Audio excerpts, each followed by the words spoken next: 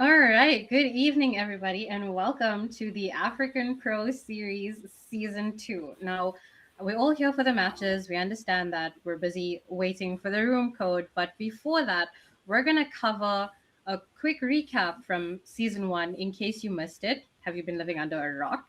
And to discuss that with me is my amazing co host for tonight, Alex the Lion. Good evening, everyone, and welcome. It's so great to be here with you, Kijo, and I'm so excited for season two to start. Um, but before we get to see what's going on this season, let's talk a little bit more about season one. Um, I mean, if we look in the summary, we all know that PDX had dominated every lobby that they walked through. But sad to say, we lost device in between of that all. Um, I'm very excited to watch PDX again. I don't know about you, Kijo, but I feel like everyone's got eyes on them for this season. Definitely. I think everyone watching tonight has their favorite team in mind. And a quick recap from season one, Paradox did dominate every series, but they did unfortunately manage to drop two maps in the entire league standing. Only two maps. They won the other 14. So they have a pretty solid defense line when it comes to holding their ground. Cyclone Gaming placed second. Trinity 911, a team that we are not seeing in season two, technically, placed third on the board. Mash Harder Gaming, another name that we won't be seeing, placed fourth. NATO Gaming came fifth, and Sierra 7 came sixth. Now, a little bit of movement happened around the league standings, considering the bottom two teams were to be sent to the Challenger Series, where they had to compete. Sorry, they were sent to the Gulag, where they had to compete with the top two teams from the Challenger Series. Now, we all know that's where all the fun started because H9 was the team, the only team from League and playoffs that went to go verse the other teams in Gulag. They went up against Strix Gaming, ASG, and I think it was Mighty Esports in the Gulag series. And H9 did not manage to win a single game in that entire series, allowing ASG and Strix Gaming to join us for season two.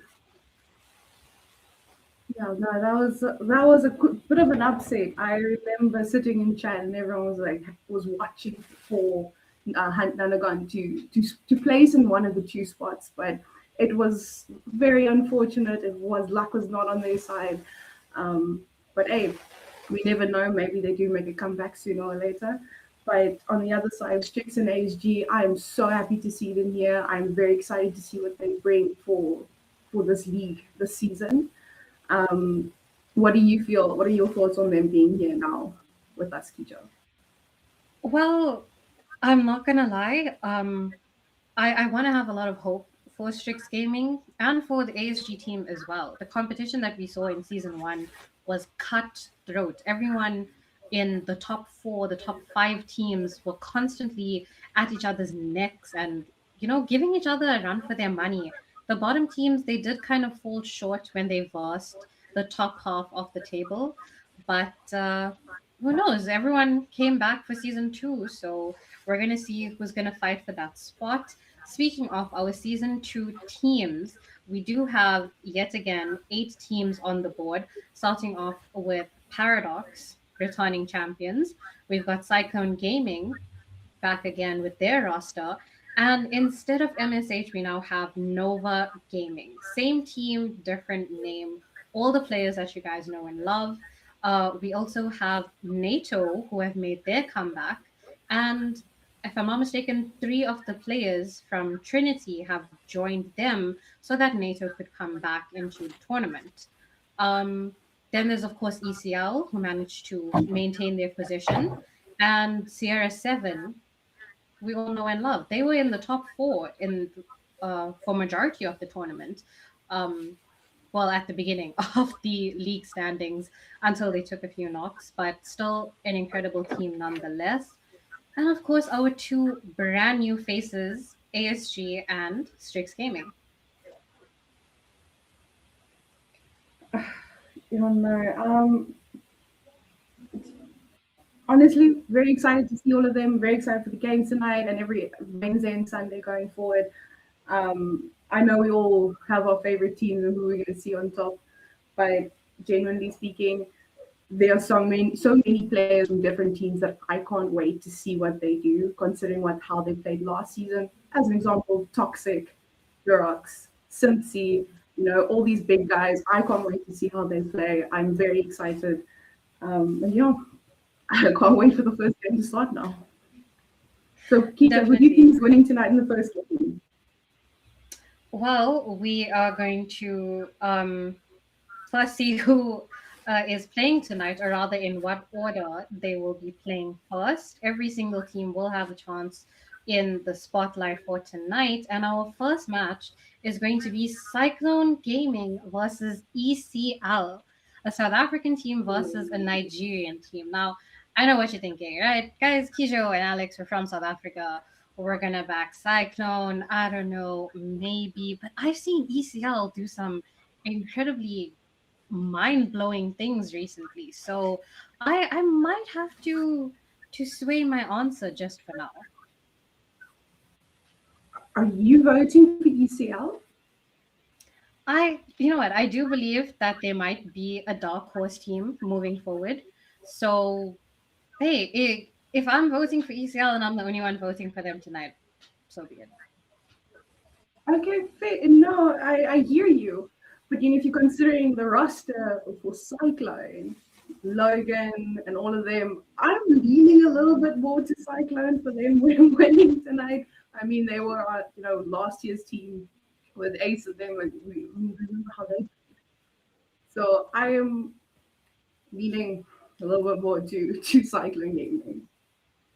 All right, so we've got a head-to-head battle here. Basically, Alex and I are versing each other tonight. Cyclone Gaming versus ECL in the first match.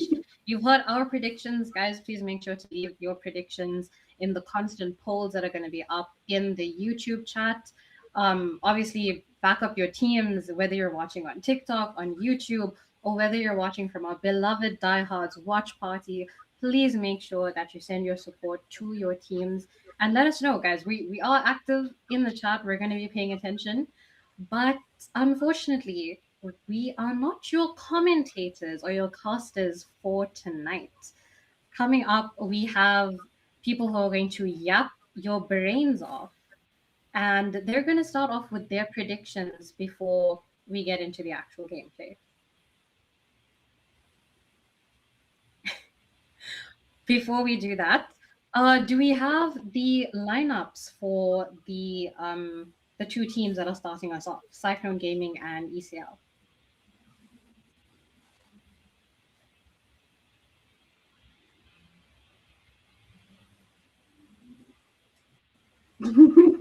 Sorry, guys, we just spoken to production here for a second. Um, but I mean, who do you? So look, you voted ECL, right? Like I know the players. I'm not oblivious to them. But who from that team are you backing that you could say I am voting for these guys? This is like there's this one player that he clutches on the ACB. He's your OBJ princess because he's on all the time, but he I don't know, wins these gunfights. Who are you backing? Never mind, he's Cyclone. Well, Never mind, we're not talking about ECL. now that we're done with the filler episodes and filler content, we're gonna go straight into the lineup for the team that Alex is backing for tonight. Starting from left, we have our beloved Daniello. Next to him, we have Logan, Nandi, Jom. A new face to the Cyclone team, Jakumi, has joined in. We've got Simsi and Ninja, who you might recognize from last season if you were paying attention. And heading over to the ECL team,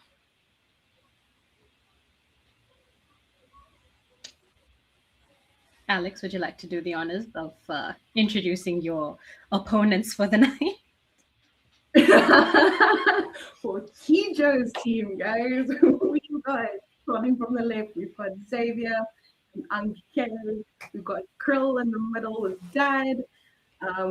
We've got Arden, A, and Victor. So, Kijo, following back to my previous question, who are we watching for from your team that you were just like, these are the guys that could win tonight? Who stands out to you in Well, this team? definitely going to be keeping an eye on Krull. Krull put through some amazing snipes to multiple of our top players in the scene. Even though ECL may have lost those games, Krull's KD was insane, especially for the S&D matches. Bro will snipe you from across the map. You would still be watching the kill cam to see where you died from. He's like the Flash in that case, or some might say the Incredible Hulk. I mean, you know what I mean. And obviously, Ahin Hey, is our former Aura 233 player. Um, if I'm not mistaken, he was the captain for that team, and he does pretty well with the sniper as well. I think I'm just favoring the snipers here tonight. All right, now okay. that we have set the tone for our first game of the night, and our predictions are set in stone, no takes you back to you. We are going to be handing off and seeing what Cal and Eugene have in store for us. Predictions.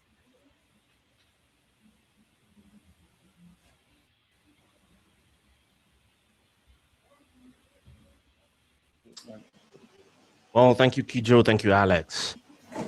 And unfortunately, have the displeasure of having to join Cal on stream today. But Cal, I'll be honest. I'm the stranger here. I'm the visitor here today. I was not here for season one of the AS, the African Pro Series, and it would be remiss to just. It would be wrong of me to just come jumping into this without a previously on, like any good TV show. So give us the previously on. What are we expecting? First game. I mean, coming from last season, DX were pretty dominant. I'd say in the league phase, they were number one. All of the players there literally had nothing on them up until we saw them drop a couple maps. We saw a little tint in their armor before the playoffs started, and when we got to the playoffs again, a very good flawless run up until that grand finals where they almost lost the whole thing. In the best of seven, we had to go all the way to an actual map seven to go and get the winner. And there was a small chance that PDX might have lost the whole thing on the very last S&D round, which we all know how that ended. And all the viewers know exactly how dreadful that was. And Chaos Gaming, on the other hand, I wouldn't really say the best season for them. They are in the APS season 2 by chance because they actually got relegated. A couple of things happened. Nato, couldn't keep a full roster.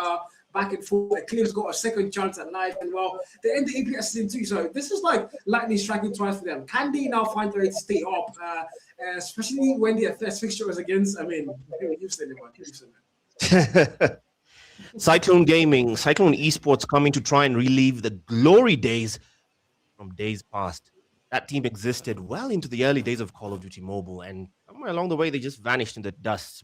New roster, honestly, or rather, the old roster from Paradox now. I'm seeing a majority of the old Paradox players on the Cyclone side. Eclipse Gaming, not a personal favorite of mine, honestly, Cal, because they dumped out the Kenyans in last year's World Championships. So, yeah, they're not exactly coming in as a favorite for me right now. But welcome to the African Pro Series Season 2, where the continent's sharpest aim meets the loudest ambition. The name is Eugene Abudebi, live from the Kenyan capital in Nairobi. It's about 15 minutes past 8 here, and we're well on our way into getting to the first game. Cyclone Esports, get your votes in. I'm seeing a lot of chit-chat on the YouTube side. Get your votes in, get your predictions in for the who wins hardpoint. That's the first poll that's out already. And I'll put Cal on the spot as usual. If he has the cojones to make that bet, would you have for this game? Actually, the entire series. I mean, we did have an earlier segment where we made a lot of crazy predictions on the podcast.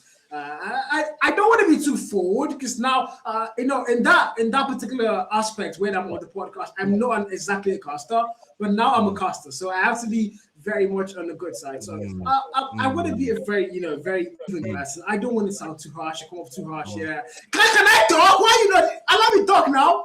Why not in the end? Let me talk. So I do believe that these two teams again are very, very good teams. PDX on paper look a lot stronger, definitely. But Eclipse Gaming again, lightning struck twice. They got a second chance. Can they now find a way to do something? So I'm gonna say 3-0, bro. I'm sorry. So you've answered the question I asked at the end. at the end after giving us a whole lot of nothing. You've said so many words other than just say 3-0. You wasted our time with so many explanations. Oh, you're trying to be even. You're trying to be unbiased. Say 3-0 and say it with your chest. Say it with your chest, man. Believe it. It's 3-0. You think Eclipse will be 3-0 right here? All right. Just say it. I don't know. It's not looking good. You can't deny it. But you know what? I want to ask you as well. What do you think? Even though you didn't really cast us, you watched a lot of the games. You are very familiar with these teams. Like you did have a derby. I'm putting you on the spot now. What do you think the scoreline is going to look like? Just say it. It's going to be a massacre massacre delivered towards Eclipse. It's going to be a massacre. I'm predicting a massacre, honestly, because I'm looking at that very stacked Cyclone team. I mean, they could play two fixtures at the same time without any problem. And of course, this is the perfect place to start us off on Hardpoint, the snowy badlands of Summit. P1, the server room, the catwalk for P2, the money hill on P3, and that claustrophobic hill on P4 will be the venue to kick off this game between Cyclone Esports. Start us off. Yeah, Hardpoint kickstarting. I've miscasted, haven't I, chat? The Cliff Gaming and Cyclone are gonna bring the banger to us now. See everything with P1. It's gonna be Cyclone starting off things well here. They're gonna get the first couple of Hardpoint time. They're gonna get a couple of kills as well, and the kills are looking a bit of a stalemate, blue and yellow. But Eclipse Gaming are finding absolutely no value whatsoever on the Hardpoint, and this is not the start we hope for. But it's just P1, Eugene. I can't be too fast. But it is a bad sign when you can't break into the first hill of the game, and they finally do commentators curse. So in just 1 point and counting with 20 seconds left to spare. It's a mid-battle through the smoke. That's right, it's very hard to call out at this point, but the scoreline right now as you read 32-5 and counting for the final 10 seconds as it will get scraps of that first position to try and draw down the gap. We had to peek to very exposed hill. I don't see any streaks as of yet coming into play. Contest is in, and up there, this is Kral just claiming, he's taking his claim. Left, right, and center. Has a nice two-piece for himself. Takes a combo of 3. And the contest is in, and it's still now down to Eclipse, who have found their form. They are in it. I think they have. Absolutely, they're starting to get that momentum they didn't have in that P1. They're starting to get Hardpoint time as well. They might tie things up here. I think they are gonna tie things up here. It's 32-32, and if you're Cyclone, you started things up well. And I mean, I do see the man Jakumi starting, and a lot of talks about him joining that roster, in the off season, and now actually playing the 21st matchup here. Hasn't really given the numbers I want to go and see. 2 kills on the man so far. Seems you on the 7 kill mark. We've seen Nundi on the 10 kill mark, the highest in the hot lobby, and a lot of fans have been looking to see a Nundi masterclass once again. I think this might be it, but again, P3 also know they look at that spot. Who's going to get there first? It's going to be Cyclone making that rotation there. Making the rotation. If this was a Dora the Explorer episode, the word of the day here, folks. Say it with me, class. Rotations, rotations, rotations. We are heading to the money hill now. 53 points for Cyclone. 20-point gap. By Hardpoint standards, that means absolutely nothing. We're trying to find our way. The claw, the spray and pray through the smoke hits no target. And it's now still Eclipse with vital pickings and claiming a stake on the objective itself, which is the hill on P3. Locking it down, but breaking it through. Knock, knock. FBI. It's Juju who comes through and forces his way in. Brute force on the war machine. Access denied at the doorway. And it's back to Cyclone, who take their lead back by force. Still access denied. Dad tries to climb his way through with a claw, and the Bluetooth device has connected us successfully. He's in there. There is Eclipse, who finally find their way back into the money hill, not losing their form on that vital hill, not allowing Cyclone to break away on this particular point.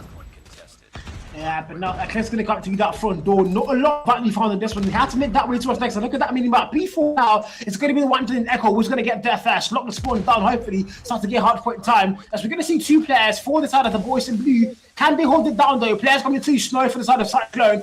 Before a break to come to AY, gets the first kill, Trade finds him, puts him down. Spawns have not been flipped out yet. The kids are still holding on. They have 2 players in the spawn, mind you, and they need to play hard point time. The Cyclone are going to go straight for the hard when Equalizer comes out. Jacoby able to claim a double kill there. They are going to flip out that spawn. It kind of split spawn here, but Jacoby's still going. Might make that Teddy too slow. Confirms the kill, and Cyclone about to get to that 100-point mark. The battle on P3 is kind of telling me how this game is going to go. If you kept it that close on the money hill, this will be neck and neck down the wire. I don't think Eclipse will be the pushovers I was expecting them to be on this particular game. 20 seconds left in P4. That claustrophobic hill, and still their game. They've held a majority of the P4 hill, but breaking through, it's Juju once more into the breach once more, taking his claim for Cyclone, but Dad with a nade to clean house, and for the final 5 seconds, the scraps fall for Eclipse as we rotate to the hill that started it off. Back to the server room we go. Yeah, over it's back to P1 ironically, and of course, if you're Eclipse Gaming now, you're not really at the 100-point mark, but you're not too far behind it. So if you can still make something work, you have to start it now though. It's Aaron, 17 kill mark behind those computers trying to get kills. It's a little bit all beyond that kill, but they're going to start to cut P1 first. So if you're Cyclone, you're going to get put in notice now. The break comes to Nundi. Look at that movement. My God, that was dirty to break that one in for them now. They're going to get the hill locked in. Contest coming through. Eclipse Gaming fighting back and win. Able to win that gunfight quiet. They're going to get thrown. Corner's going to fall. And if you're a Cyclone, well, you've got the lead locked in. You're trying to extend it even further, and 32 more seconds on the P1 to go and, force a lead even towards that P2. Summit rotations proving brutal at this level. You arrive late and you arrive to your own funeral. Back to P1 right now. It's Cyclone taking firm control of the server room to extend that lead to actually double it, 77 to 140. And this is the war machine coming into play to keep the Wolves at bay. It's still the final 4 seconds. Back to the catwalk on P2. Controls. Honestly, Cyclones seem to be having a firm grasp of this game. We head straight into the second hill. Now this exposed one. Streaks should come into play at this point. Trophy systems everywhere, left, right, and center. And there's the Equalizer doing anything but equalizing. Finds himself at the corner. Cheeky plant there. Find the man, and still frustration as expected, but the objective, they're trying to sneak their way into the hill, but still cleaned out. It is still Juju just staking his claim and still holding the line. And Cyclone meet the objective. The Eclipse still trying to play catch up here. 85.154. Switchblade. There's absolutely nothing. That side, Nundi cleans him out. And now choosing the rotation to crawl. Sneaky man. He has already let go of P2 and chosen to try and battle it out on P3. Probably a smart plan. If they can hold a full 60 on this, they can play catch up and draw down the gap to at least within 20. Yeah, but they can. But I mean, Cyclone so far they've got the lead. We might as well go for a listen and see what the Cyclone comms are looking like. My bad. It's going to be an Eclipse listening, guys, not Cyclone. Of course, Carl.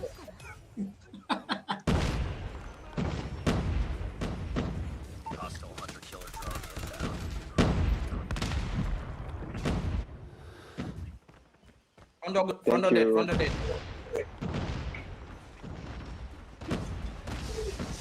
That's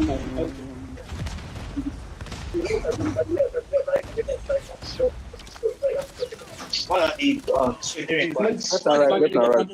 Yeah. I spawn deep. You guys spawn back, spawn depot. They got me deep. There's one more front door. I'm going next. Oh, Fred got me, thank you. I had to go next. What's new? Yeah, the guy coming. What's new? I went to the many times. Enter, mini. Enter bridge. I know I was hearing somebody. Inside bridge. Just steady. Yeah, I got deep. Nah, dead. What's the dome? Nah, watch. I'll do bridge. One more sit down, right container. One shot. Juke, I'm spawning out. See them, can I come inside? One machine there. One machine. I got sit down. Take it slow. Back, what deep, what deep, what deep. God, thank you. One shot. Thank you. Container, one. Yeah. I don't know. I don't think those comms were, literally giving me a team in distress. It sounded like they were comfortable, kind of that.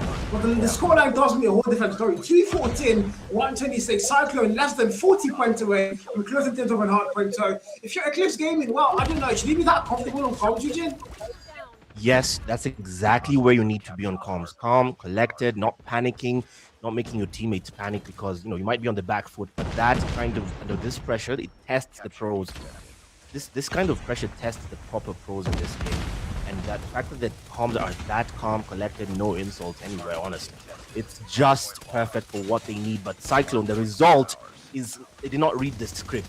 Cyclone did not come to play. They came to play, but they didn't come to play because right now, this is still the Claw just cleaning out the server room left, right, and center. Another Tempest. These operators' skills just being dished out with reckless abandon. And Cyclone, look at that. Honestly, you can throw tactics out the window now. This is instinct, adrenaline, and raw talent showing at this highest level of Call of Duty Mobile. African COD Mobile, 239 to 140. It might be GG's, as we're calling it. Time of death, it's 8:26 in Kenya. Time of death for Eclipse on hardpoint, it's over. GG's, as it's 1 point left. They hold down to the line, and it's over. That's all she wrote. As Cyclone take hardpoint convincingly. A convincing win. Never in doubt. Yeah, 110 point gap. That's a lot of that. That is a lot. That is a literal. That's almost a whole ranked game itself in hardpoint. I mean, Eclipse Gaming, not the start they dreamed of. We did talk about this, nor this matchup not really being too much in their favor. But again, like we did say, there's season one passed. Season two, there was a lot of space in between for them to go and go back to the drawing board, get their assignments done, study their opponents and all that. I'm very sure the fixtures got announced like 2 or 3 weeks before the actual fixture started. So yeah, I don't think a lot of assignment did get done because Eclipse Gaming are going to get. I mean, they did put up a fight. They got above 100, but I don't think above 100 is kind of the standard right now for the APS season 2. So Eclipse Gaming have kind of a long way to go. But you can't doubt Aaron on the 41 kill mark. This guy named boy was cooking the boys right now. A tale told by the numbers, a story told by the numbers. There are your stats of the day. Imagine being on the losing end and saying you had a 40 bomb. That's mad work. You had a 40 bomb and you are on the losing. That's mad work. Arhin carrying and trying to drag his men to the finish line, but it just wasn't to be. The gap that was staggering. The impact player here, that was Nandi. Nandi, surprise, impact player for Cyclone. Nandi met the most of the hold on the objective there. 2 minutes most of the time. And for Juju, we saw that collection, the death collection with the equalizer. Most of the time, if he gets his own 40 bomb, you do it, I can do it as well. The team really pulling their weight, evenly divided in the kill count there. Yeah, I think that the one thing about Cyclone is they literally had everybody playing the hard point for them. It was more like a collective effort where everybody put their work into the hard point. But you wouldn't really blame ECR because I mean they kept getting outslayed and outgone. So I mean, as much as they want to play the hard point, they couldn't even get into the hard point most of the time. So again, Cyclone Gaming just looked a lot more collectively better, and the gun skill itself was just clearly on their side as they're going to claim hard point. And on a usual day, we'd say it's a best of 3, so one more map ball. According to the news in APS season 2, they have to play all 3 maps. So Cyclone right now, I mean, they're not to get too comfortable. They have 2 more maps to go, and they have to make sure they win all those 2 maps if they want to keep a clean sheet on day 1 of the APS. And don't forget, every single point counts on a league table.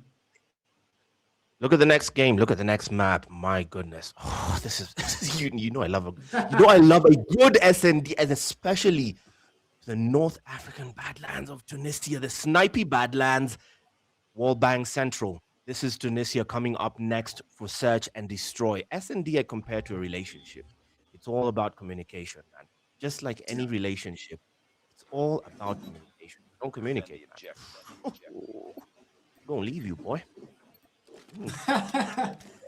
I ain't gonna leave you. I mean, Jared knows about being left alone a lot of times. So, Jared, yeah, I'm really sorry about that, Whiskey. But yeah, we're starting the S&D final, and of course, 5v5. The action loading once again. If you're a Cyclone, you've got the handprint already won. You've got this whole morale boost. But it seems you're really trying for the water banks early in the game, doing that mid-map, but he's not gonna get the first kill. Logan, it was to claim that first blood. Dan is gonna get put down. Vital player put down, but Arvin has a response. Now it's a 4v4. The trades are instant. 4v3. It might be 2 this time. The advantage in numbers. Now 3v3 level. Commentators curse. Now 2v. Yeah, it's 2v3 now. The bomb. The info is about to go out. Logan. Sneaky man. Puts down the bomb in 40 seconds. Suddenly. The most dangerous player in this lobby is the clock. Because they have 30 seconds to do something Eclipse. Yeah. T final players there. Crow with the sniper as well picked up AY, formerly known as Time. A lot of you know the pro player there as Time, but AY now the new name, and he hasn't changed that in 2 seasons. I'm actually impressed because I know African players, they change IGNs every 2 weeks. So big shout out to AY there. Jacoby though, shot guard, they might get a fee, find the first goal. It's a 1-0. Oh god, that's it. 2-0. 1-0. This map is unforgiving. Tunisia rewards patience but punishes fear. And that man showed no fear. Cyclone get 1 on the board. The responsibility to put down that bomb falls to Germ. Heavy is the head that wears the crown, and that crown not proving too heavy for Cyclone thus far. Take 1 round in. The wall bang attempt, nobody to receive. Oh my god, what was that? That's Simpsy who claims Arhin. Vital picking there. And then waiting. Chance. Peek Johnny Boy. Peek. Kral. Just waiting, but doesn't get the shot off. Nobody in his sights and goes for the wall bang. Nothing received. Nundi and company choose to rotate and go for the B side successfully. Dad dropped. My God. I think this is where things start to get, heated up now for Eclipse Gaming. They haven't really had the best heart, but S&D started a little bit too slow as well. 3 players against 5 for Cyclone, not really the best sport to be in. The bomb planted already as well, so you've got 40 on the clock to work with, and you've got to make something work out here. Uncle K now, you've got to take that top. And the last time you guys started was a shotgun, and that was Shikumi, but Nundi's not the man waiting there. So if you make the move through that wall, through that door, you might get put down. Nundi sees one, but he's not going to get the kill with a draw. So back and forth trace, Nundi's still there. He's going to fall now, and the last one also goes down. And Cyclone are going to claim 2 back-to-back accounts. And if you're Eclipse Gaming, it's right now there's an actual eclipse happening, but it's looking like it's the sun covering the moon right now. Oh, this is crazy. It's starting to look exactly like you predicted. The confidence we saw in Hardpoint seems to have evaporated. Not a round registered from Eclipse as of yet. Start of the 3rd round, and there is 2 vital claims from Daniello. That's insane. The dominoes have fallen for Eclipse, and it's faster than we could call them out. Fastest round I've ever seen. You can hear the discipline in the way they're moving across the map, Cyclone. Wow. Fastest round you've ever seen. I agree with you on that one. Jerry can relate to that. 3-0, by the way. Cyclone so far, they've just been running rampant through this. But if you're Eclipse Gaming, oh my God, you have got to start changing something to this. They're going to go in. First goal already found. That is going to get put down. Uncle K rather. And now you see them making the aggressive push. I don't think the boys simply have any info. AY now knows he's got a PKM, the pray and spray weapon. Hopefully he can do some work for them. 1 kill is going to get found. It's a 4v4. Not very much in power. AY sees a player there. There's no confirm the kill. Now he does. But almost did not get that kill. There's a flank coming through. This Lundi might be able to see him pick him off there. Easy pickings, I think. But AY still playing that safe. Mind you, the bomber's not been planted for the boys of Cyclone. So, and they don't have numbers yet. 4v3. Are we going to see Eclipse Gaming finally get round win? Maybe I jinxed it here. They still have the advantage in numbers. Can they? Nope. I'm wrong. It's 3-3. It's 3 versus 3. And this is Arhin. Waiting, bated breath. That bomb might be going down. He's waiting. Shotty in hand. Kral to move around the map for the flank. Still waiting for anyone to show their hand. Nundi, patience wins this map. Patience wins Tunisia any day. It's unreal. Lesser teams panic in moments like this. Nundi's still waiting. He's unfazed. Not going to make the first move. He goes for it. He's going to be forced into action. And that is Dad, who claims the kill as finally Cyclone on the back foot. I stand corrected, 2v2. Simsy trades instantly. And now ring around the roses. Who gets the poses? It is still Cyclone to make it 4. Tunisia has turned into a chessboard, except every mistake explodes here. I don't know, Biscuit. I have no idea what's happening for Eclipse Gaming. This is not the S&D that I thought I was going to go and be watching. They just had such a slow start. And that round looked like it might have been theirs, but I mean, eventually they know how it panned out. So 4-0, Cyclone Gaming are going to start things off well. Sims give those wall bangs, but like you say, there's nobody on the receiving end. So I don't know. A lot of sprays coming to these players. 4-0 on the scoreboard, 5v5. Round 5 being played a little bit slower and a little bit safe. If you're Eclipse Gaming, I think that's the exact shift in momentum you guys might need. Start things a little bit slower. Maybe you can, get that composure you need to go and get things done. But if you're Cyclone, you have no worries. You have to plug the bombs in, and you have a lot of time on that clock still. So it's all going to come down to the waiting game and when you're going to put the bomb down. You're right. It's about the waiting game. Every second that passes feels heavier than the last. We're going for a 5th round. Can Cyclone stamp their dominance? Simsy will spray, taking aim at the A site, and he holds the bomb. He has a solo hellhold there with a PKM. Plenty of ammo for him. Waiting for the backup to come through. The supply is in, and that is AY who will just spray blindly. Simsy falls. Then Yellow trades in instantly. 4v4. Trying to go in, and the bomb has been planted, yes? Oh, no, it's going down. It's going down. This is Daniello putting the bomb down at the moment. And the info is out. 40 seconds to do something. And Unk will try and bide his time to try and give the info in. And this Logan with a masterclass in flanking. Juju takes 2. Logan adds Unk, and that's all she wrote as they make it 5. Well, 5-0. I don't know, Eugene. I might have been like very lengthy with my words when you asked about the scoreline, but I think I still got the answer correct though. 3-0 looking very likely because right now, I mean, it's not looking good right now for a Eclipse game. You can't deny that. 5-0 and counting. Going out to shot me down, get the first kill there to open from the wall bang. A wall bang trades him out, by the way. So it's a 4v4. Make that 4v3. A ready fight one. Might get a shotgun kill there. It's going to have to back that one down. And for the first time in a while, I'm going to see Cyclone no half numbers and not maybe a game. Oh, I jinxed it, man. Of course you did. This is it. They've just fallen apart at the seam. And now Arhin, hearing the nightmare words, you're the last one, complete the mission. Same, throwable out. It's no target, but now they know where he is. He takes 1, ducks through the corner, but no second, no comeback. That shut down by Simsy. 6-0. Yeah, 6-0. 6-0, Eugene. By the way, I don't think Stream has noticed the new player headshots. You can see the player faces where their name is. I don't think a lot of you noticed that. I would be expecting a lot of wow, But you guys are ignoring it, guys. I'm gonna call it out. I will call it out, man. Big shots production, big shots production, and I think the round is already gone, Eugene. The round is gone. Oh my god, that is Kral catching him mid-air. Proper snipe, but still, where it actually counts on the scoreline. Objective not met. Disbelief suspended as Eclipse have no answer to a Cyclone onslaught. Logan still holds the bomb. Oh, tries to take aim, no dice.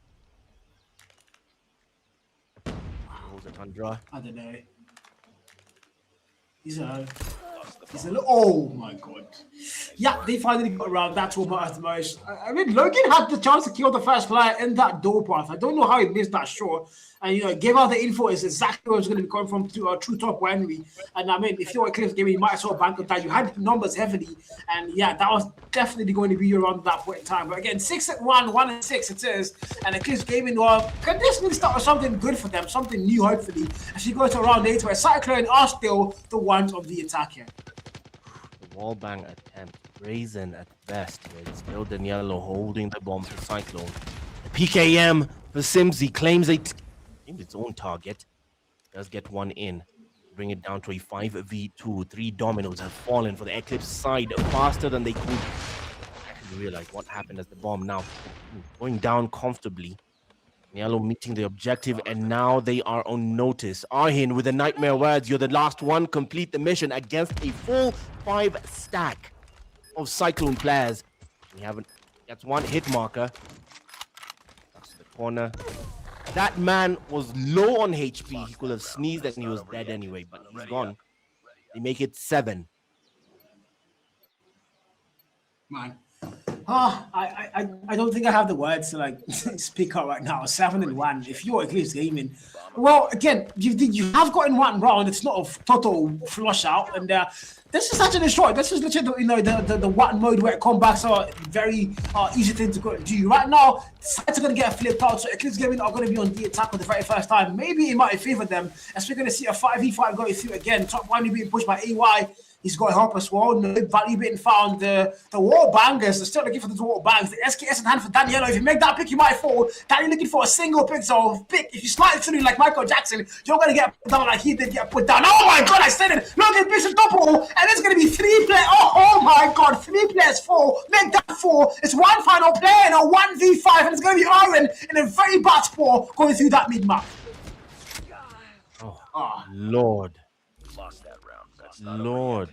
The pressure here could crack Diamond. The pressure here could crack Diamond. And why is it always Arhin who's left as the last man standing? Why is it always him? You can feel the fear. He wasn't not the thumbnail. The match graphics when they were cycling against Eclipse Gaming. So I think that's why he's the man. He's the last one standing. Right now, Cyclone have one last round in them. They can take it all with this round. All of it. Simsy falls 4v3. We have the advantage in numbers, but we've seen this story before, where Eclipse have the advantage, but they still collapse at the seams. And now in the midway, a battle, but Unk puts them on notice. The bomb is down, and now Logan to take action as the last man for Cyclone against a 4-stack Eclipse side. Tunisia reward intelligence, and now Eclipse at this moment look like geniuses as Logan takes his first step to try and bring this back and just close it out. He has 20 seconds to take action. Goes for the flank. Ooh! Nasty. Will there be time? It doesn't matter because it's going to go at it anyway. And Unk finally shuts that attempt down. But that, I feel that if he had more time, I think if he actually had more time, he might have clutched that one out. Sure. He had to commit though. It's a short film. If he had more time, he would have gotten that the kill opposite him and actually got the last one. I mean, he was on his spree there, and he would have gotten the whole thing. But yeah, 8-2 down. Eclipse going to get another round, and the attack seems to be a bit favorable because they get the first one to get AY fans kill. Dan's going to get put down there. Now it's a 4v4, exactly how we started. They're back at equal terms. So shotgun there, a bit too far to think about it. Hit marker foul, not the value. No push comes through. The more simply going to play that a little bit slow now. Nooney takes one more kill down. Uncle K, it's going to get put down. Eclipse Gaming don't have the most to work with. They've got to put that bomb down. A lot of time on the clock. And if you're Cyclone Gaming, well, this might be where you close things off. This might be the round that closes it out, as it's now a 4v3. A 4v3. That bomb is still not down. They're scrambling to find a place to put it down because all corners, all avenues have been shut down. Look at Nundy. He has a bit of backup at the A side. The B side also well covered. They're scrambling to find a way. Eventually, they do commit to the A side now, step by step. This is Kral leading the charge. Andre in hand. There's no Nundy's waiting for him behind that wall. Will he expose himself? I'm certain by this point he knows. Nundy senses. He can hear the footsteps. He can hear them. Now the call-outs are in as the man mid-air dropped at the seams by the Tundra, and that's all she wrote to make it 2 in the series. Convincing win for Cyclone Esports on Search and Destroy. Yeah, That wasn't box convincing is a clutch. word. It was art. It's the word. It's the word, man. It's the word. Convincing is the word I was looking for. Because, yeah, pure Eclipse Gaming, not the best hardware, not the best S&D as well. And on a normal day, this would be done and dusted. But you have to go and play a controller spot against the same team that has decimated you on the mother and father of control hardware than S&D. So if you're Eclipse Gaming, that's not really looking particularly bright going into that last game mode. But the thing about controllers, well, it's a different game entirely. So maybe, you know what, I did say 3-0. I'm not going to lie to myself. Yeah, it's 3-0. I'm sorry. Oof. Are they actually playing the control round? They are. Yes, they are. Yes, they are. Okay. So Crossroads Strike.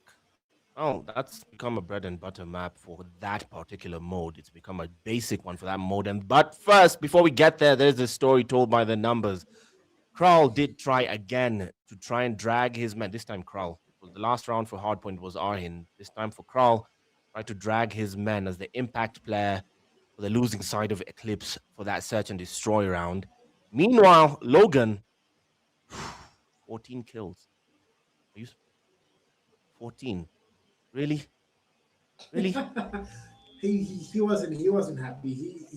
He's been away from the scene a lot, and on all the podcasts we've had, and all the talks in GCs and all that, we really haven't rated Logan that much. So I told you he's read all that, he's watched those videos, and he's very upset, and he wants to prove himself again. That he's still the Logan that we know from 2-3 years ago. So you can see that, but control, crossroads, strikes, loads, and the beauty, the calm before the chaos, is we not rolling to the map hero. But this is it, guys. The game starts, and 30v30, the life counts are going to start to go down now.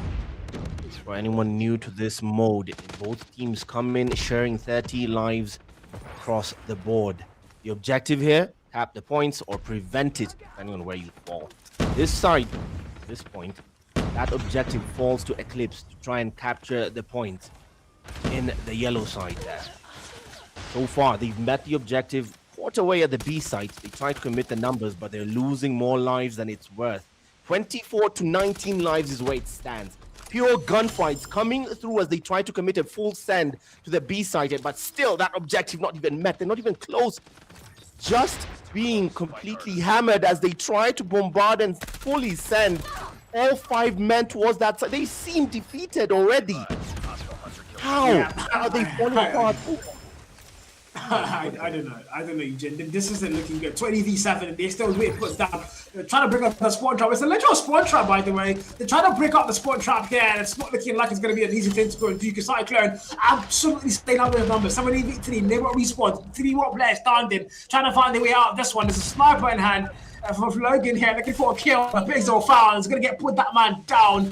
And only 2 final players left for Eclipse Gaming. And Cyclone are here to make a statement. They have come to the APS Season 2, and they are here to demolish everybody they come across. And right now, Eclipse Gaming are on the receiving end of the demolition truck here, man. And that will bring this first round to a close because even the B site not yet captured, and the clock will kill them before the Cyclone players do. 5 seconds, 1 second. He had to put his foot down, but he didn't even get the chance. It's Cyclone who take 1 on the board on control. Firm control of control. I don't know what to say here. This is just painful. That's the word. It's just really painful. The round 1, Eclipse Gaming, they have to do something a lot better. I think there's a lot of expectations on them. There's a lot of eyes on Eclipse Gaming, that roster, and it's in the progress they've made from the season 1 to season 2, and if they actually deserve to stay here. But right now, okay, Logan is throwing the last one on their side, double kill father with a sniper, and he's looking for more. Nudigo is making the bread, able to get pick up 2 as well. And look at that kill for it. Oh, blue with a strand of yellow coming to Marin. It's going to get put down there as well. Logan's Tempest, not a lot of values found. He's going to get shot down there. 25v22. Eclipse Gaming ultimately close here in terms of lives, but can they, potentially go and stop this flag camps coming to you? Cyclone, I know they would go for flag camps here. I'm going to be a full on to the end. I'll say this, the teamwork there is absolutely beautiful under the pressure they're receiving Cyclone. Meanwhile, Eclipse Gaming, they're collapsing at the seams. This objective, capture the points, this time does fall to Cyclone, who try and push their way towards the A site and still lose numbers in that attempt. It seems to be much harder to be on the objective side than defending it. 16-13 lives is where it stands. This is now falling down purely to the gunfights. Annihilator in hand, but cleaned out before he could use it. 13 lives to 11. This round much closer than the first, as now Eclipse seem to be meeting the challenge, rising up to the task to try and hold the line and get a round in as we draw down the life count. Cyclone are nowhere on the board in terms of the objective of capturing the site. They need to stop that clock. Look at the eye on the clock. 10 seconds left. Get a foothold on the hill. It can't be the gunfights. They will lose it on the clock alone, and finally they do. But they've now committed and actually reveal their position because they commit to the B site. Annihilator in hand. Wow! Yeah! What? The close game was that Annihilator. Simsy, what the actual hell? That was a 3 or wasn't a 4 piece, I think, maybe. For Cyclone Gaming, I thought surely the time was going to run out. That they had no time that whatsoever to make any move, but somehow they made that round work. They still claimed the whole thing, 2-0 up, looking to be a 3-0. If you're Eclipse Gaming, I don't know. If you're Nigerian, you might have had your face like Davido said, man. Gaming will just refuse to die. They just refuse to die. They have been pummeled on Hardpoint. They've been pummeled on SND, but that round showing... Oh, Lord. Nandi. No, it wasn't Nandi. Who was it? Who was it holding the Annihilator? Who's holding that Annihilator? Simsy the man. Simsy. Oh my God. That is beautiful. That was beautiful. 18 to 15 lives in this third round. We're almost there. Keep it up. Still, all Cyclone at this point. Still an all Cyclone party as Eclipse Gaming cannot muster up a response. Eclipse Gaming cannot muster up a response as of yet. The objective to cap the points does fall to them, and so far no team has met that objective on any round. It's fallen to the gunfight. It might be the same with this one. 12 lives to 8. As the chokehold on this particular mode falls to Cyclone comfortably. Simsy, long on the automaton, the XM4 doing the job. 9 lives to 6. And still, the clock might be the decider. As so far, Eclipse have not managed to get within a staggering distance of the hill, of either hill. And it is a 3-0. Actually, just painfully, as much as I regret to say this, just gives Cal a bit of credibility on his predictions, his betting skills, and he did call out a 3-0 win. You did predict this, man. I have to give you the props. You actually called this to a T, a clean sweep. Yeah, it's sad, you know. My side said, boy, I think I low-key wanted to see like ECL take at least one map because I did want to be proven wrong there. Eclipse Gaming again, they are here, you know. Not the best record last season, but still here at season 2. So you'd expect them to have a kind of a hungry will, you know, a fighting chance once again they've been given. So are they using it? Well, I mean, on match day 1, it doesn't appear they are using that fighting chance to do anything right now because Cyclone have absolutely came, they've sinned, and they've run through Eclipse Gaming on match day 1. 3-0, clean shit, clean wipe. And if you're Eclipse Gaming going into game 2, this is not the best game 1 you would have imagined on the APS. It's not looking good on that. No, not by any standard. Honestly, that control round was very telling. I mean, honestly, Kyle, I have to just call this. A win is a win by any means. Fine, yeah, sure. But if it comes to the objective, there was absolutely no strategy on that control round. You can't convince me otherwise. There was no. It just felt straight to the gunfights. It wasn't organized combat anymore. It was a bar fight with score streaks. I mean, surely, just that none of the teams actually met the actual objective of capping any hill. Not a single hill was capped. Actually, was drawn down to the clock on all 3 rounds. That one was just. It felt personal at this point. It felt personal. Just measuring the gunfights, TDM, with the formality of hills and a clock that was just counting them down. The story told by the numbers, the impact player for Cyclone being Nandi this time around. Yeah, but Nundi's getting that redemption arc. He's making the comeback to the scene, and he's doing it perfectly. 35 kill mark for the man. showing up as they needed to show up. God, on the other hand, as well, 20-kill mark did do the last work for his side, I would say, but unfortunately, just not going to be enough to carry that into victory. AY, 7 and 17. I don't think that's the time right now. It's about 6:55 here. He's already in the future. But I mean, if you're Eclipse Gaming, I'm hoping there's a massive day 2 redemption arc coming soon, because day 1 has been nothing but horrible for them. But Cyclone, this is exactly what they wanted. They end the season, how they wanted to end it last season. They were aiming for that number 1 spot, but didn't really end things on their notes. But man, this is the very solid start. All 3 points back on day 1. Going into day 2, they are going to be, dragging for that number 1 spot. And this is exactly where you want to be on the start of the match day 1 of the African Pro Series Season 2 match. If you're just joining us live from the Kenyan capital, the name is Eugene Abu Dhabi, and I am the guest here. I was not here for season 1, but happy to be here for season 2. Thank you, Cal, for calling me in. This is as entertaining as it was expected to be. Cal rightly called a 3-0 whooping for Eclipse Gaming by Cyclone, successfully delivered. I must be blind because I did not see that ass whooping coming. Honestly, I mean, that was, yeah, that was rough. That was hard to watch at some point, honestly. Yeah, Eugene saying he didn't see it coming is like, he's being nice. Guys, I saw it coming. I did. From the very first time of the game, I saw the whole thing coming. I saw the future, guys. But I mean, again, I did want to go on the proven wrong. It just didn't happen. I really wanted Eclipse Gaming to tell me, oh, at least we can clear a map, maybe S&D, but I mean, we all know how the whole thing ended. So, again, enough about Eclipse Gaming. They've had not the best game. Don't forget, it's right there on your screens. You can go to the wildsportsgaming.com website and go and create your own fantasy team. I do have a couple of Cyclone players on my team, and I'm very sure the Cyclone players I have, they did not actually show up. Hey, God. Belief means nothing on this game. Belief means nothing on this game.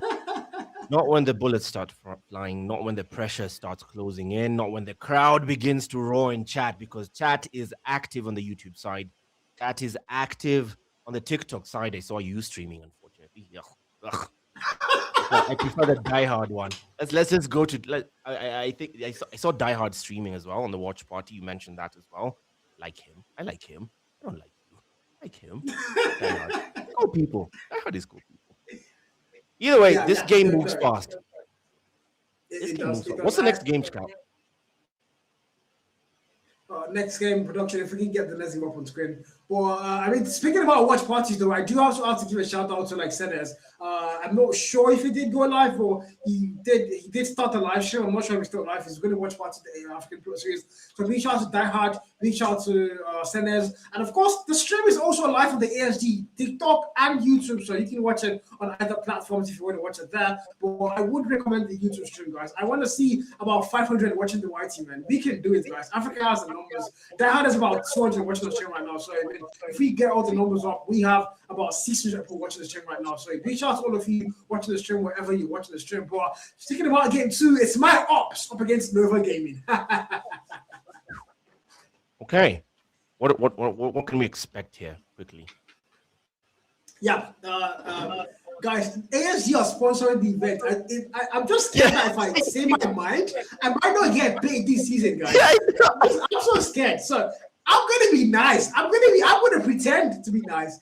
Guys, ASG are an amazing team. They might probably whoop Nova 3-0. But yeah, it's honestly on paper, Nova look like the better team. They were number 2 last season in the APS, and they almost, again, I'll keep reminding them in case they forget, they had the chance to shut down PDX. They had a 2v1 in S&D until 2 players decided they were going to pull out punching gloves instead of using their gun. So yeah, that was how they lost the whole thing last season against PDX. And it says what it says. Again, on paper, they look like they are going to thrash ASG, but ASG have been working off from the challenges. Nobody saw them qualify for the APS. They had so many chances, season 1, season 2 as well, so many chances, and then they finally got, lightning to go and strike. The Babalao finally gave them that juju they were looking for, and it finally worked, finally clocked, and now they're in the APS now, and there's a lot of expectations coming through them. especially for the fact that a lot of their players have been, really showing up, and they also have a player who has played in LATAM and EU. He's been all over the world, so Release is the man. So I'm looking forward to seeing what ASG are going to be doing on match day 1. Well, Call of Duty has a bread and butter saying in any, be it the console game or the mobile game, glory isn't given. We're learning that tonight. Welcome to the African Pro Series Season 2. Before the next game, of course, I'd want to hear from our analysts as well on what I'd want to hear their thoughts as well on what to expect in the next game. So at this point, I think it's appropriate we hand over to Kijo and Alex to try and hear, I'd want to hear if they have a better take than you, because I'm tired of listening to you. I'm tired. I'm tired of listening to Kyle. This is don't feel bad for him. This is our dynamic. This is our dynamic. No, the things this man has told you. I'm crying. Yeah, you're not the nice guy. All right. Wow. Thank you, Eugene and Cal. That was a very entertaining first game. But the team that I was backing got completely annihilated, for a lack of a better words, by the Annihilator that was taking them out in that last control game. But it is what it is. It's in the past. We're just going to look forward to the future. And our next game coming up is Nova Gaming versus our beloved ASG.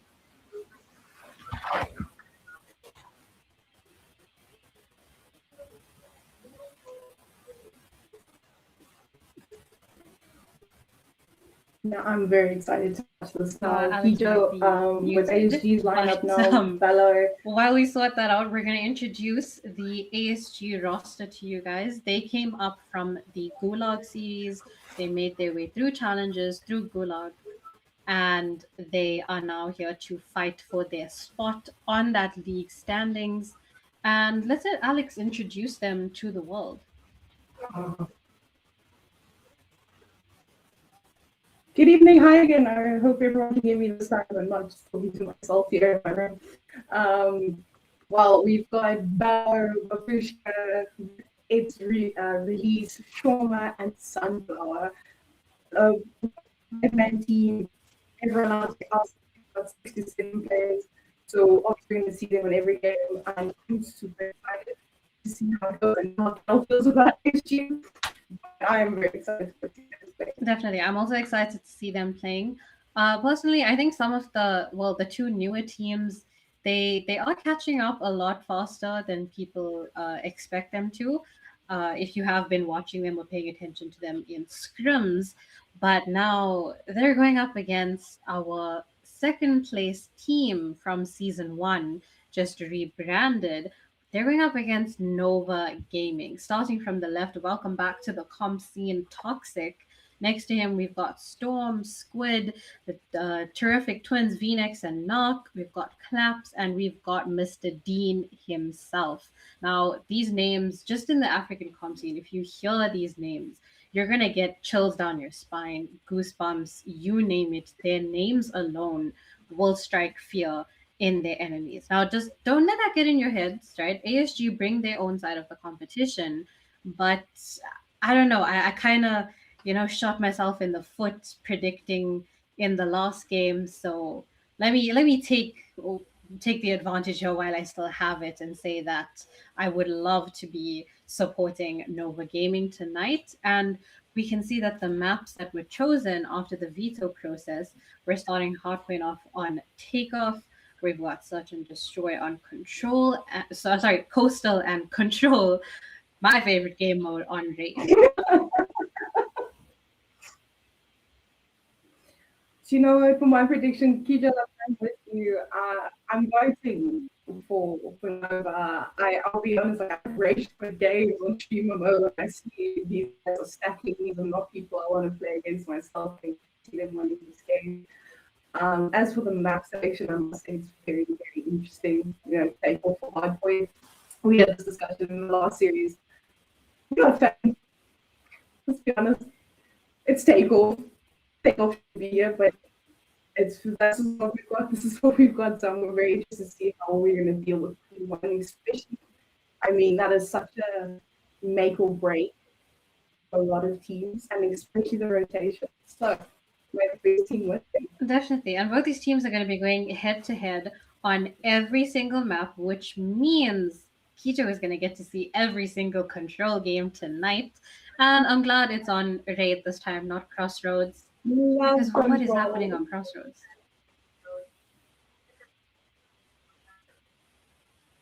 It's Crossroads. We took the wrong road. They took me and made to make a right to go to the other. Fair enough. We can also see that both teams were given the opportunity to ban certain maps before the veto process began behind the scenes. I'm going to take a look at what the teams banned exactly. So I can see that ASG banned Summit for Hardpoint. We just saw the previous match have Summit as the final decision. So I don't know. What does that make you think about ASG and their feelings about Summit? Well, like we all know it, right? Summit is your close range battles. It's your SMGs and your shotguns. That's where they shine. This is their place. But maybe they're just trying to take that away from Nova Gaming and trying to have a bit of a more map where there's mid long range gunfights. Maybe they're more confident in their long range gunfights. So maybe that being the reason for banning it. And I mean that's the same. Not really exactly the same, but more or less for Arsenal as well. You've got more mid-range gunfights and not as many long-range gunfights. So I don't know how I feel about the two. What is your take on it? Right. Well, fair enough. I'm not going to lie. I feel like Arsenal is a bit of a dark horse when it comes to the map. I personally love the map with regards to scrims and comp, but we're going to hand it right back to the casters to take you into the hardpoint game on Takeoff, and we'll see you guys after the series. We are, starting off getting to Nova and ASG, the number 2 team last season up against a team from the Challenger series. You know, we have 2 Challenger teams up here, and both of them have a very important task ahead of them, and it's going to be staying alive and staying up here. And things are going to start off early, and Nova are going to start things off on the kill for there. It's all going to be Nova all the way through. And if you're ASG, well, P1 opens up, and the hardpoint time is what's going to matter, as 5-2 is where we currently are. This starting us off on Takeoff. This is basically a hide and seek map. It's too broad, it's too big to be an MP map. I still have never been a personal favorite. But here we go. It's Hardpoint's venue. Somehow someone voted for this. And now currently the lead is Nova Gaming. Spoke too soon. ASD take it back.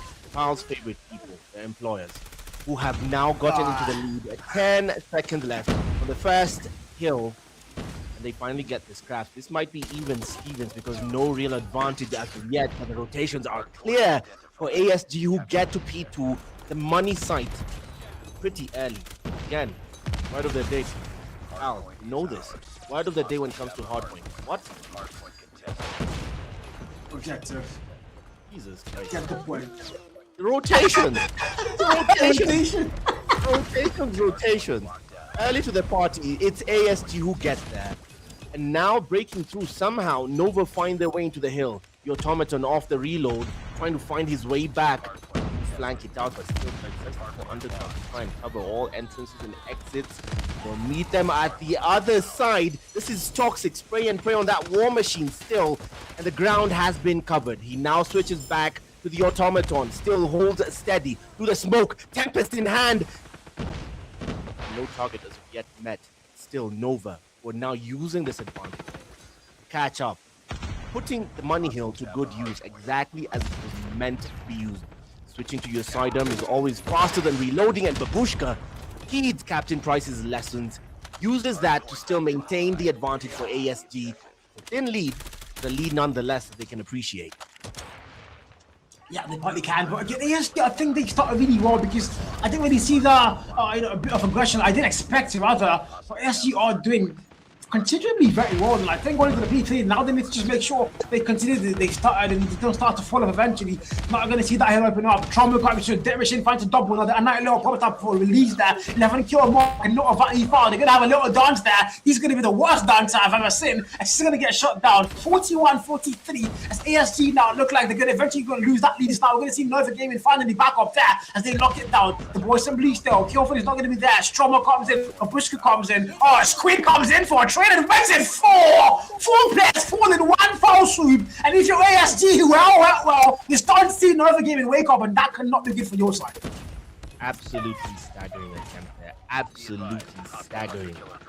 Proper chokehold on this third position here for Nova Gaming, who have brought themselves back into the fight. They are holding steady as we rotate now to the final hill in this circle. Final hill, P4, who gets there first? I'm seeing nothing but yellow bodies on the other end. The alternative entrance and exits still being met, and it's Nova who get there early to the party. Hello, will hold steady, claw in hand. Abushka still holding with a switchblade. SMG through the smoke, proverbial Batman goes prone and still just cleaned out. Now back to Nova, who still hold 30 seconds left and counting. V-Nex, War Machine to keep the wolves at bay, denying access at every turn. Proper use of the operator's skill, maintain control and a bit of a reprieve for his side, as Nova are now finally finding their form against the tournament hosts themselves. Season 2 not having a great start for the hosts. Yeah, I don't know if Nova really won the prize pool money, but yeah, they might need to slow it down here because now Peach is loading in, and if you're ASG, you're on the back foot. So I want to go and listen into what the comms look like as we go for listening for ASG.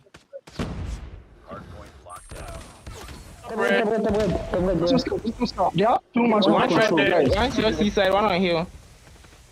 One on hill dead. Taking hill. Bottom blue. Hey, I like Get it for them. Watch it. Take it. I think it's a template. Bottom scarf. Oh, but Bottom scarf, get it, take it. Take it. Bottom scarf. One on the seaside. Let's put bodies in points. Top scarf. Is in points. Doubles, one doubles. One top Yeah, scarf. one seaside.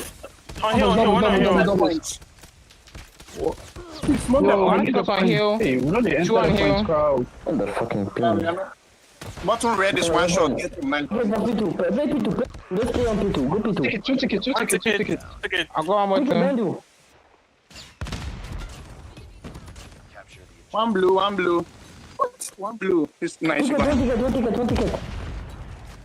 You just stay in the point, I'll play mid. Yeah, one window. One white. One business. Watch your ticket. Right. Get them. One ticket. Yeah, just let them. Ticket. One ticket.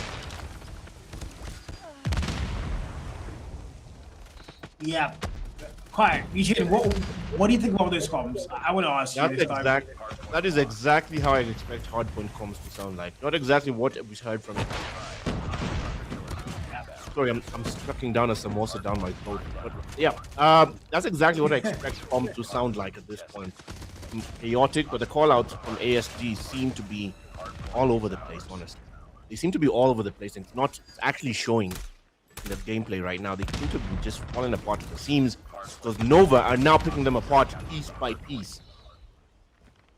Yeah, piece by piece is the word. I don't know other than chicken double piss from Chicken Republic. I have no idea. But 159.81. If you're actually, then I mean, again, the comms look really good because they had, there's so many callouts that I didn't even know existed on this map. I can't lie, but it was really cool to hear all those callouts being given out. But it's not really translating to the actual game itself. Because you can see Nova still have better map control, and they look like the whole map, but still look literally as if you're toxic now, or 28 kill mark and counting. A lot of people talking about the map going back to the cops, and he's actually doing and delivering exactly what they wanted to go and see. If you're ASG though, on the back foot now, it's 165.83 above. double point lead, mind you. So it's starting to look really, really unreachable now anymore. It's Nova. I'm still going to lock this one down. The last 27 seconds on that clock might still be there. The Bush now coming for a contest. ASG are going to get that break, but can they hold it down? And the Dumbest comes to play. Might give it. Yes, he does get the 1 kill there. As they all going to somehow lose out the hard point time, even though they didn't have control for that brief moment in time. And now they are going to retake that hill.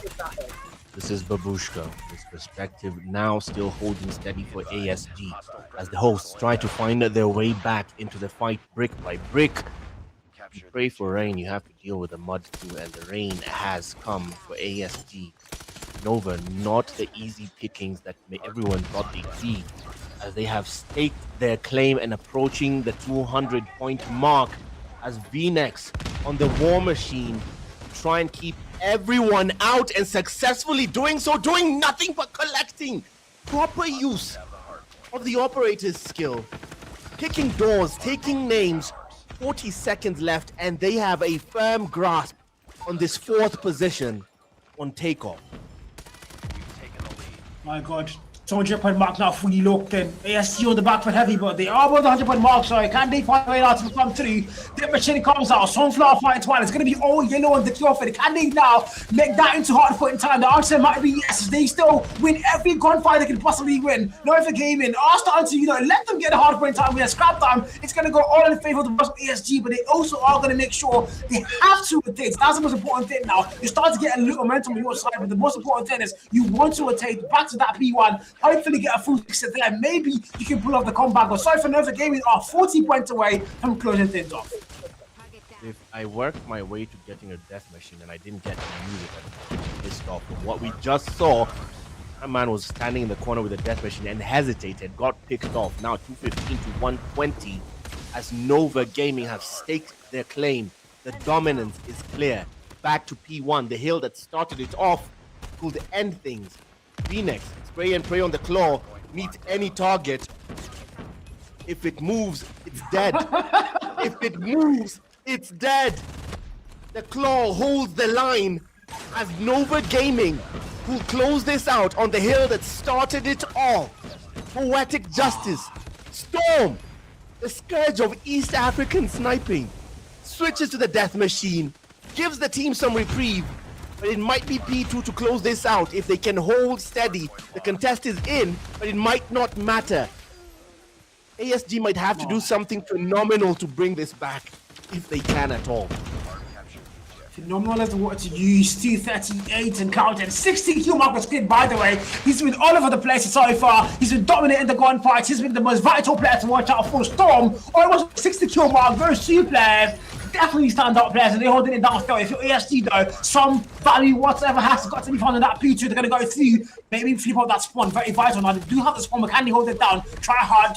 Trauma rather. Take that back. Trying to find value, find to kill, might get a double. The answer's going to be yes now. Finally, starting to rack up points. It's only 11 away for Nova Gaming to go and close things off, but still, ASC still fighting back. Kills are being found. The break is going to go soon eventually, and now as the boys simply want to get into the hard point time. Squid there, find to kill, make that a double. 245, only 5 more points. Make that 3, and Nova Gaming about to close things off at the very map 1, and it's theirs. Oh, ASC are going to fall. 250, 144, but that was a game worth watching. Hal. Yeah. I can't wait for the stats to come on the screen because, Jesus, there was a man pushing a 70 bomb.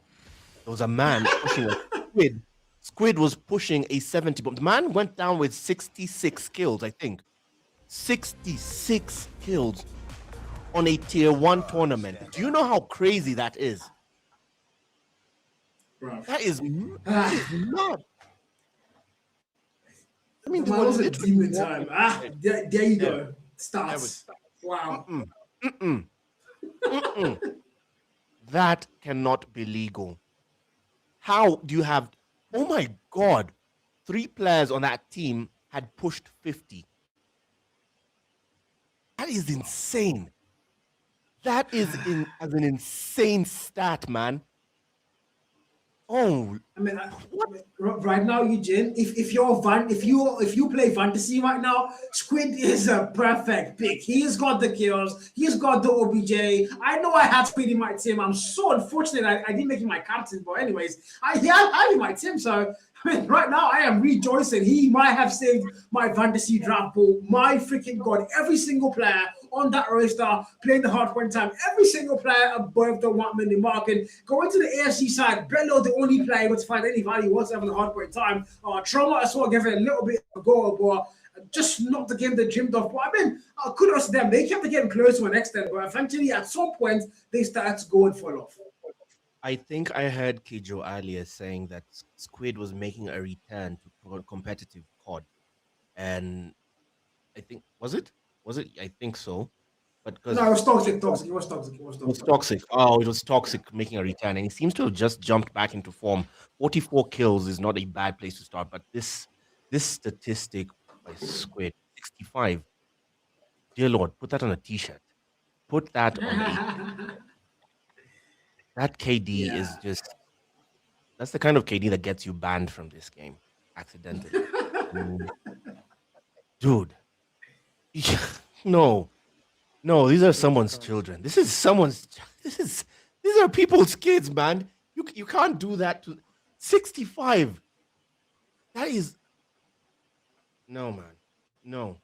Because this is a nice way to segue into search and destroy. I am worried here. You said ASG came in second in season 1. They came in second. It was Nova who came in second. Nova came, okay, that's showing why I don't know. I'd heard ASG. Ooh, that's ASG. I beg. Where did ASG finish off first season? They were in the EPS. They were in the Challengers series. They finished number 1 in Challengers. Okay, for the playoffs. Oh, okay. All right. That tracks now because Nova has just shown exactly what man.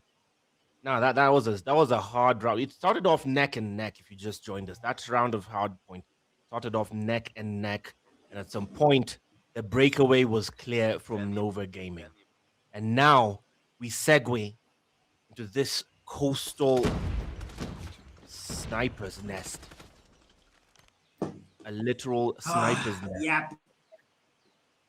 I don't know. This is one of my favorite maps to actually go and cast. Not to play, to cast. I think this map is a nightmare for me. I won't lie. So it's a beautiful map to cast. And also, we had a staggering 252 on stream for the hard print. Big shout out to all of you joining the YT stream. I've got no idea how many on TikTok, all the TikTok streams. Also, big shout out to Tony Watch Party, and big shout out to Steven, big shout out to Die Hard. If I didn't give you a shout out on me, so I don't think Senes is still alive. So Steven, Tony, Die Hard, big shout out to all of you guys watch party at the event. And if you're watch party and I didn't give you a shout out, you can hold Jerry responsible for that, guys. But we're starting off on this game mode, S&D. And if you're at Nova, you've got the lead locked in already on the hard point. You might as well make it 2-0. Of course, they didn't even let me finish. And 1-0. That was fast. Did you notice that nobody picked up the bomb? Nobody, wow. Nobody bothered, as in nobody. Nobody picked up the bomb. They just left it there. ASG charged with that responsibility and like, screw it. This time, Babushka changes that effort. He holds the crown, a very, very heavy one, unenviable, and commit to the A side. That might be a trap of the kill box. Held by Squid, not a kill box any longer. Cleaned out. Storm will try and come in for a bit of reprieve. Try and sabotage. Plant attempt. Takes 1 to that effort. The trade is instant. Takes 2. East African Scourge will have plenty of backup in Toxic, who finishes the job. 2-0, and not the start you dream of definitely for ASG here, but it's such a destroy. It's on a map like this, on a map like Coastal. I think this is one of those things where one team starts off really well, and then the comebacks happen like so unexpectedly. But I mean, judging by the quality of the teams right now, Nova look like they're not going to be one to let that happen. But again, 5v5, and if you're ASG, there's still a lot to play for. You can't really put your heads down yet, and we're going to see that mid-map push coming through. Snipers and not finding any value whatsoever. Bello with the SKS yet again is an active nasty kill on the kill fit so far. But he has one to his name though, and 5v5. This is a bit of a very safe push now by both sides.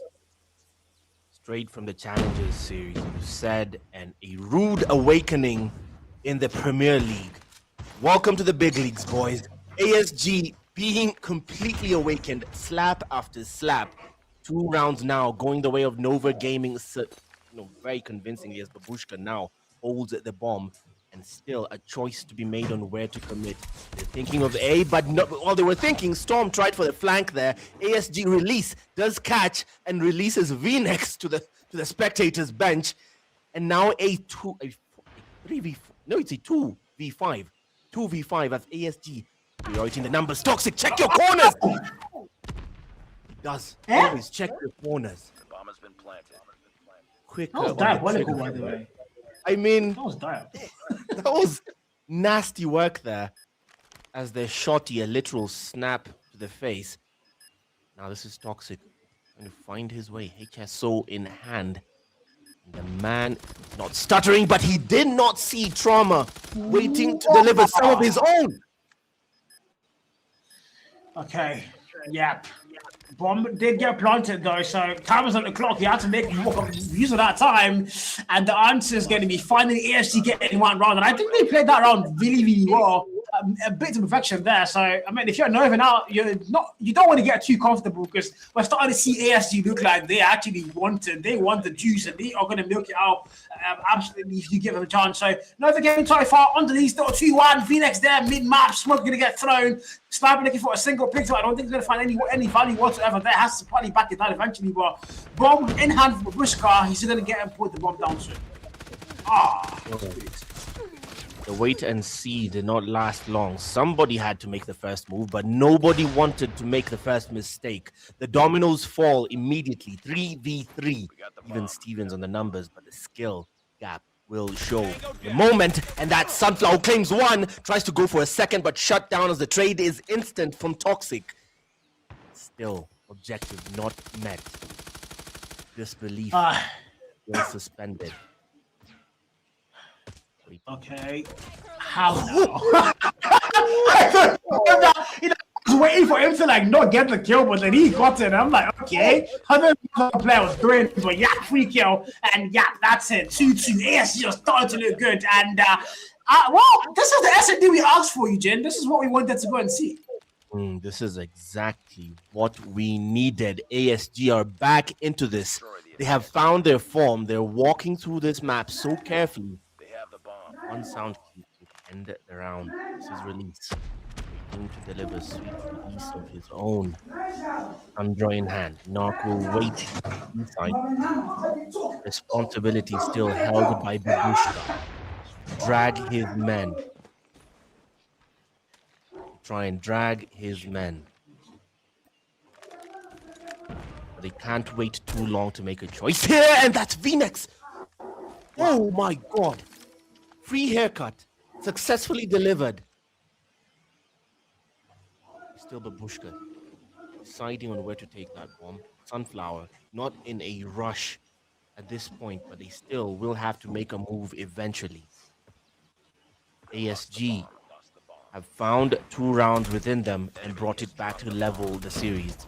V-Nex taken down right after dropping someone, and the count now is a 3v2, a quick one. As the bomb objective trades, since Babushka fell and Sunflower falls, the last man standing will be Bello, who takes Squid, a vital pick. 1v2, clutch not impossible. And only 30 seconds to either plant or take them down. And through the corner, it will all come to a head. And Toxic will keep Nova in the lead. Yeah, retake that leader exactly where they wanted to be the whole time. It's not letting ASG get anywhere near that lead. 3-2, round 6 now 10. And if you're ASG though, keep your heads up high. But Babushka though, the bomb planter, the bot picker, yet to get his very first kill, struggling to get any actual shops open except doing not shops. And so far, Valiant's gonna get found. Bushka falls again, and that's a very bad thing to happen for him. It's one final player. It's way go. Oh my god, Bello claims a double. He might get 3. It's a player coming from the left side. I think he's gonna get the info given out soon. They can that move in. It's Toxic. Toxic is a very, very bad sport. Now they go through. Toxic, the better dancer, shots him down. And 4-2, 2 back-to-back rounds, and they are right back where they started. This map does not whisper pressure, it screams it. There's nowhere to hide from the consequence of this map. It's still Babushka to carry the bomb and meet the objective, but thus far they've only managed to answer the call twice. ASG still have a long way to go out of 9. They can bring this back. But who's first blood? Who will be first blood There we go. on this round? Yeah, you called it. Queen able to claim it, and Bello is going to get put down fast. But Bushka, again, gets to get his very fast kill. Storm goes in. And I jinxed it there, didn't I? But Bushka able to claim that first kill finally. Toxic claims the double. The man has been a shotgun maniac. That's the literal word there. And Western Valley's being traded out. It's a 3v2. And if you're ASG, you don't have numbers locked in up until now. You still don't have numbers locked in. It's a 3v1. So when he's the last man standing, a shotgun in hand and a pistol in hand as well. Can he find any value whatsoever? The bomb not picked up, mind you, in a very bad spot it is. It's going to make that revenge because of a sniper there. Big map. I don't think he got any info whatsoever. VNX didn't really get anything either. So it's all going to come down to a game of hide and seek, and who's going to find who first in a 1v3. With only a minute left, something has to give. Either pick up that bomb, and its release still a bit shaky on making that decision, trying to be tactful here. And on the defense, it's Nova. VNX holding alone. He's not just holding territory anymore. He's defending Hope itself as he goes in for the switchblade, but release! Sweet release! Successfully delivered. Within 1. And why is Jade laughing? Did I just hear Jade laughing in the production? I think he was laughing, chat. 4-3 though.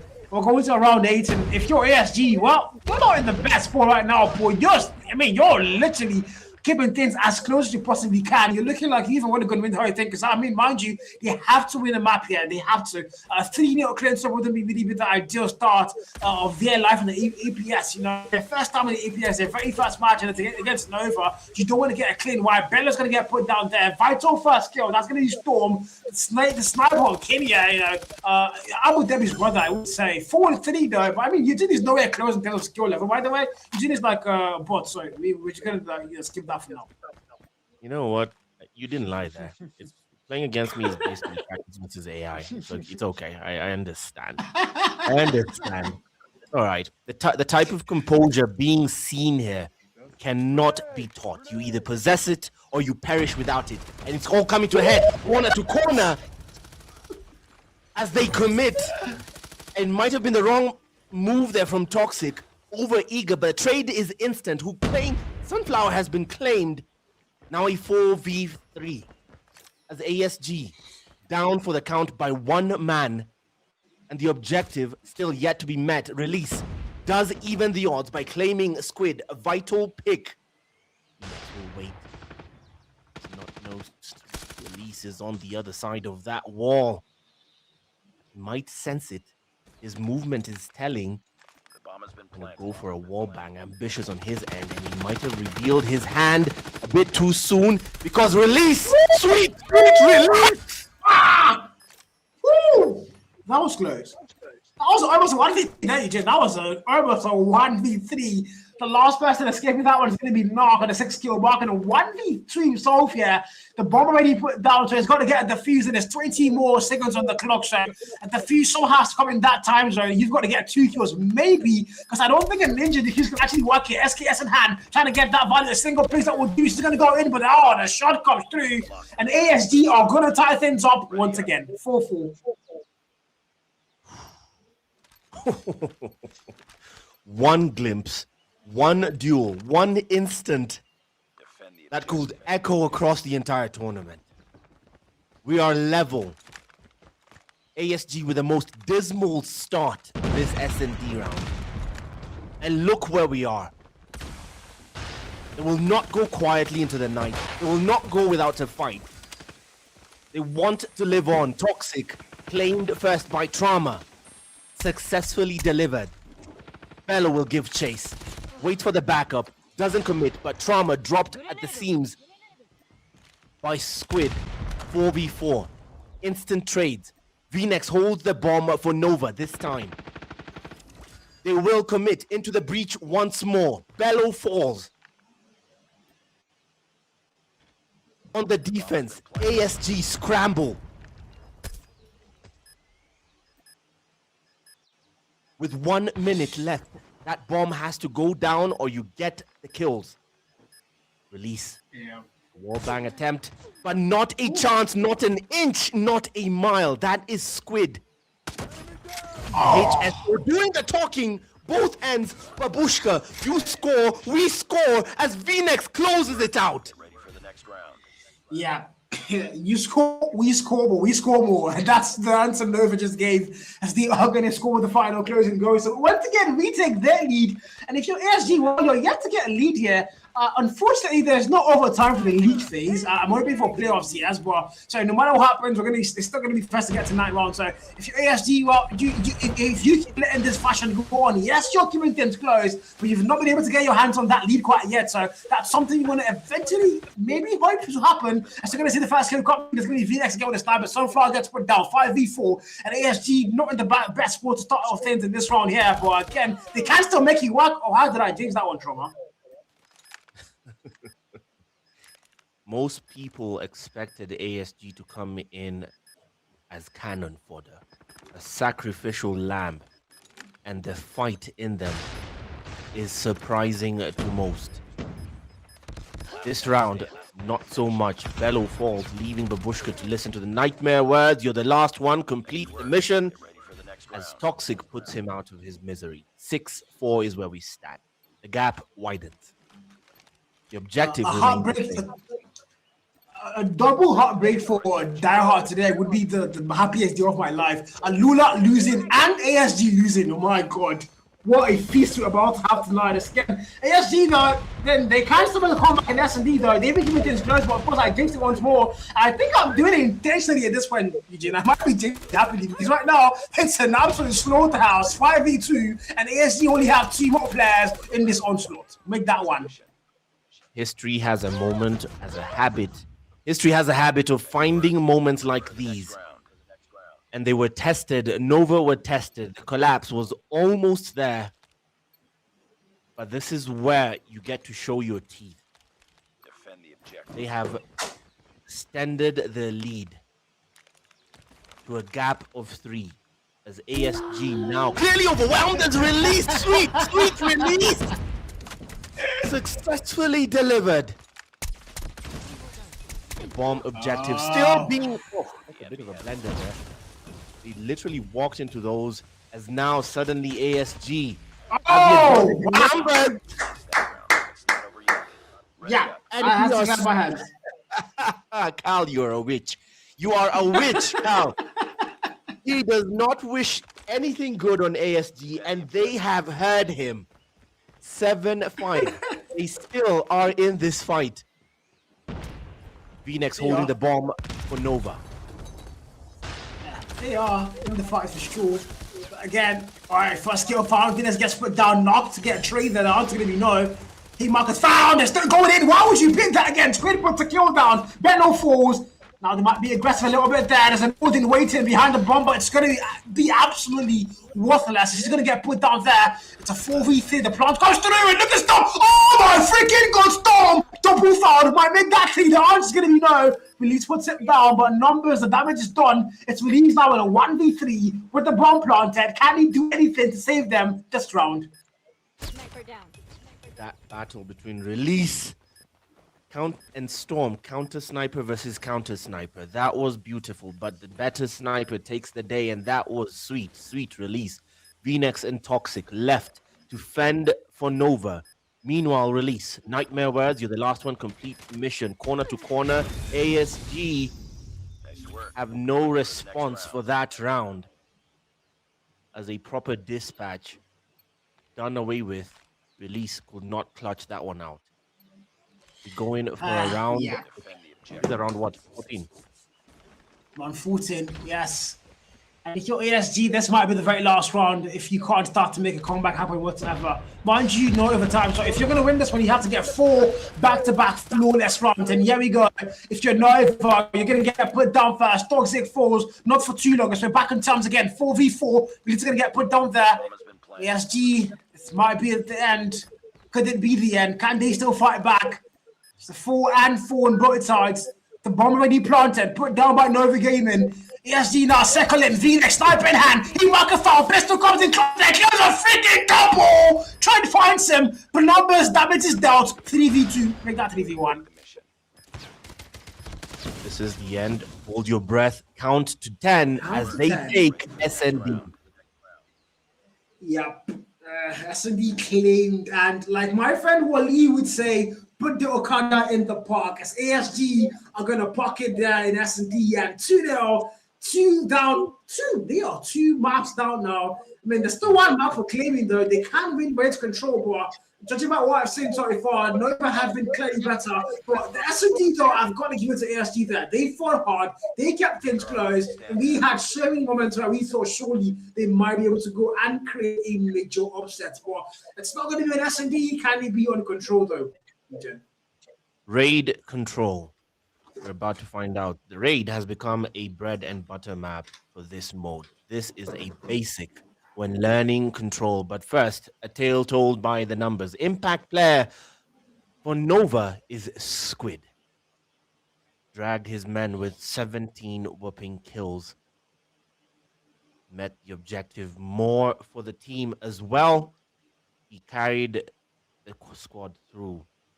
Meanwhile, Trauma on his end, MVP for the losing side, but not enough to secure the win. They showed signs of life within the first 5 rounds, but fell by the wayside by round number 11. ASG may basically have lost the series, but now on the map count, they have a chance to redeem themselves on control. Raid will be the venue. Raid will be the venue if you're just joining us. 2 teams, 2 names, 2 ambitions, 1 battlefield, because when Nova Gaming have stepped into the server against ASG, it's not just another series. This is pressure meeting expectation. Nova, explosive, fearless, relentless in the pace they bring. We've seen that thus far.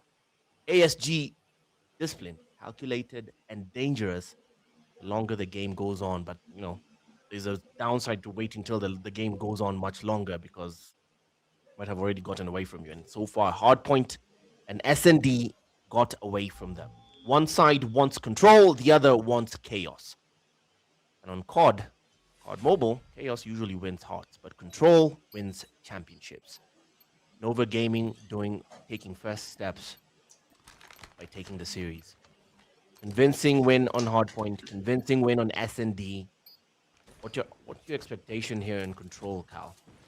Will there be a turnaround? That is like asking White what color he loves best. We know I love White best. We know it's winning the country.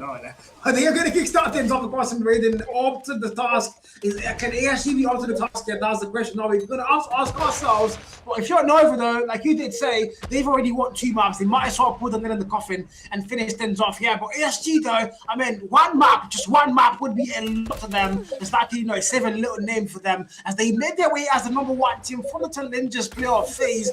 Can they now find the way to, you know, claim a map against Nova, who were the #2 ranked team in the APS last season? We are about to find out.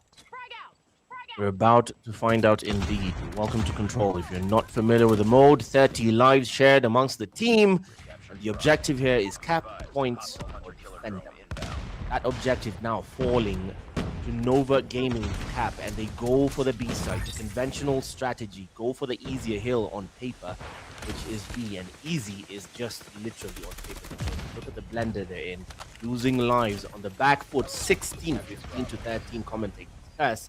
But so far, they have extended their lifeline in the time to try and capture the A site. But it might not even get there. This is going to fall straight to their gunfighters. ASG have a clear advantage in lives and holding steady. They are 13 lives to 5. Nova Gaming now playing search and destroy basically, while ASG still have the respawn luxury. Sunflower, dead collector, takes 2 for the price of 1, a fire sale. Squid trades in, but it's now 10 to 3. The blender is complete as Babushka adds to the damage, and Sunflower puts 1 in the head to clean out round 1 as ASG. Redemption on control. Yeah, redemption is the word. Taking it very fast. I didn't see that coming, by the way.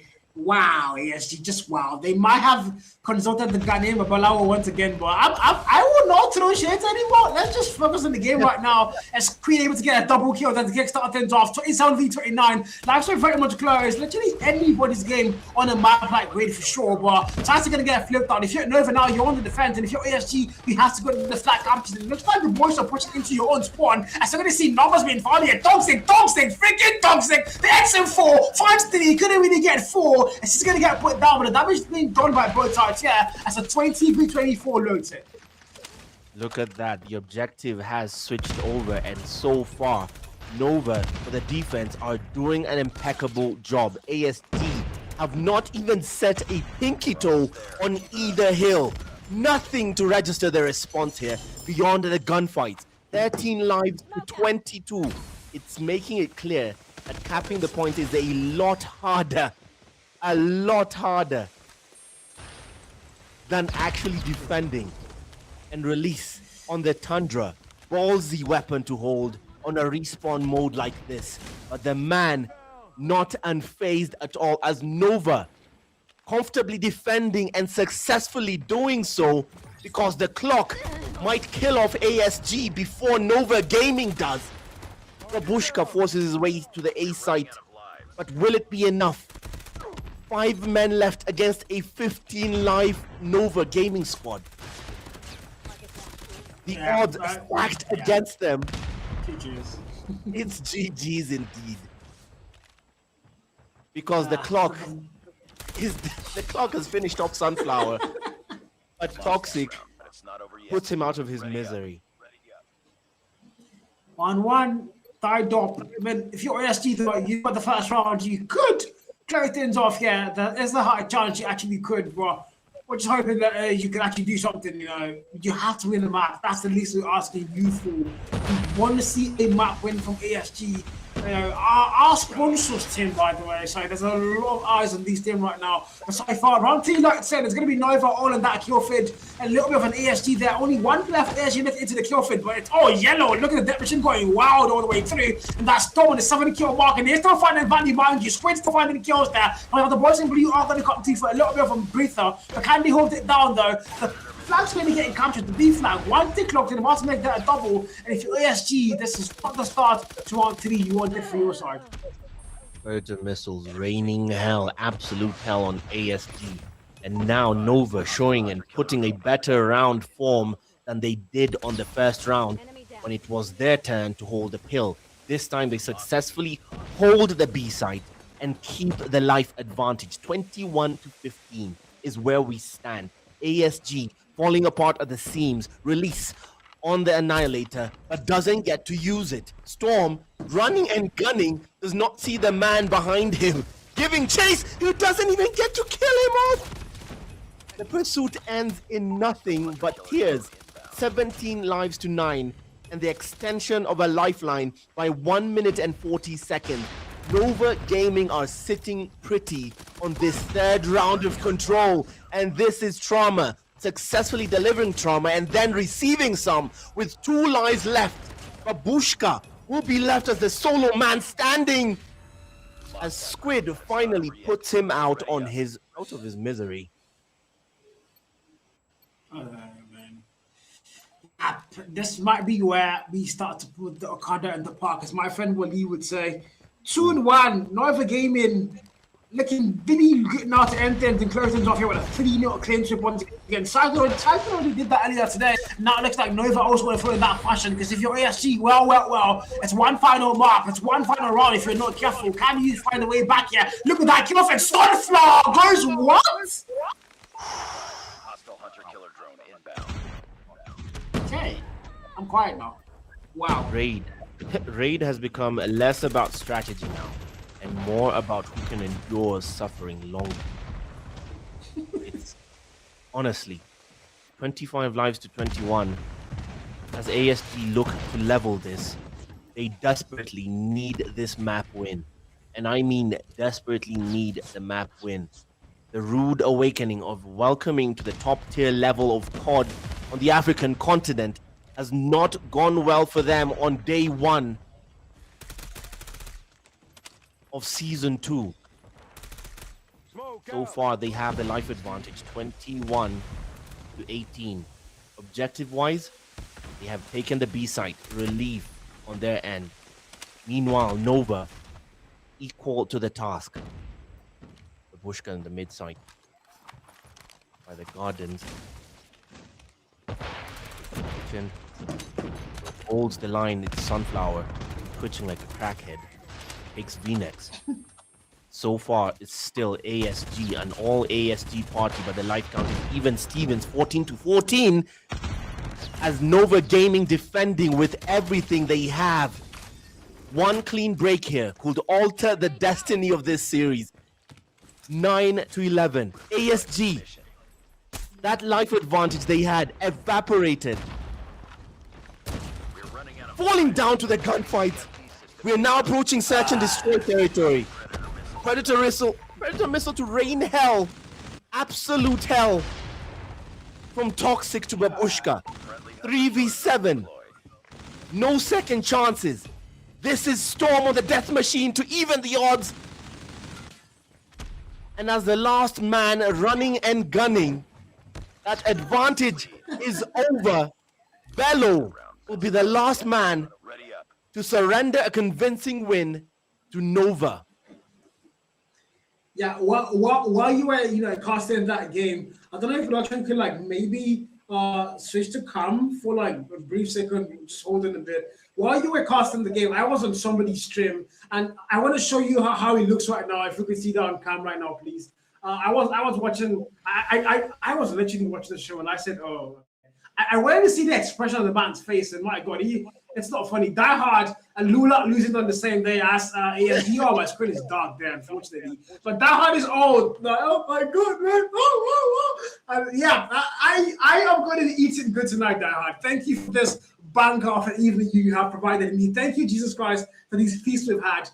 And 3-0. That's it. 3-0 ASG. Yeah, we all know how that series ended. That is a rude awakening for the winners of the Challenger Series, as Nova Gaming have humbled them. The proper welcome to the big leagues. Nova Gaming dominance established, it's rubber stamped and approved. That was a proper pummeling. We've seen 2 3-0 series wins thus far. 2 of them so far. Eclipse Gaming were obliterated. ASG received the same treatment. Hate watchers are eating good today. Yeah, well, we are eating good. I'm drinking wine even. I kept the wine for this event. I kept the wine for day one. It's somewhere in my house. I'm going to look for it soon and show you guys in stream. I kept it especially for day one and for ASG's game. So ASG, we are drinking and eating good tonight. But I mean, no doubt though, you have to give them credit to Eugene. They did, put a fight there on control. They won the very first round. A lot of the rounds were very, very close. Probably a couple of them. But if you're Nova though, this was just a little bit of a test and a little bit of a kink in your armor. But still, 3-0, flawless wide, clean sweep, and you're going into match day 2 with an absolute morale booster. And you're looking, for that number 1 spot as well, as you're looking ridiculously good. Well, if you're ASG, though, like I did say, they kept the games a little bit close. They were really competitive. They really fought back hard. I would argue better than the Eclipse. They fought a little bit better than the Eclipse did. So, yeah, looking forward to seeing what they're going to have to offer on match day 2. But in the meantime, yes, ASG. There's something different about tonight. A different atmosphere, a different kind of pressure, a different kind of hunger. And it's showing. It's showing. We're no longer in the off season. We're in champs season. And this tournament is proving to be a proper test of the squads built thus far in preparation for champs. It's not just another match. It's not just another series. It's not just another tournament. It's a beginning of a new era. Pro African Esports. Welcome to the African Pro Series Season 2, live from the Kenyan capital in Nairobi. The name is Eugene Abu Dhabi. It's 7 minutes to 10 p.m. here. And so far, we're making our way quite well, Cal. What's next on the fight card tonight? If I'm not mistaken, I don't think that's the PDX game, so it should be the NATO up against Sierra 7 game. And that's a game that there's a lot to talk about for that game. There's a lot. And we're going to have a lot of talks about it when we go on a break and return. So all of you, wherever you're watching the stream, again, be sure to watch party host, die hard, die hard. Big shout out to Tony, and of course, big shout out to Steven. All of you watch party out there. And of course, we will be right back. Take a short break.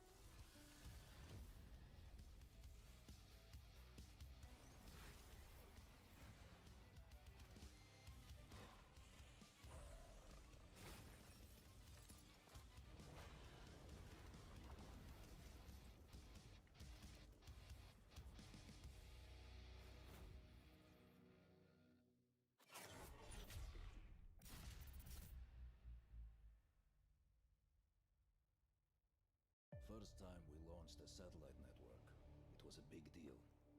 Everyone thought it'd stay there forever. The Atlas Corporation's exosphere is nothing more than a debris surrounding the Earth. Everyone thinks this satellite system is derelict, but it's not. Every piece of trash up there is equipped with an internal self-destruct mechanism. We hit a little switch, make a big boom. This is Makarov's Project Simargl protocol. Makarov was the maker, but I am the executor.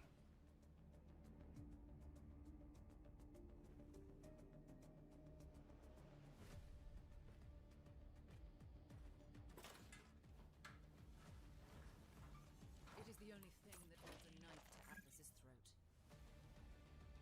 Now that you have the key, what are you going to do with it? I'm going to use it to bring the Tontine to its knees. Give it to me. That's impossible. You didn't learn a damn thing from Makarov. I don't have to kill you to get what I want. Now stay back.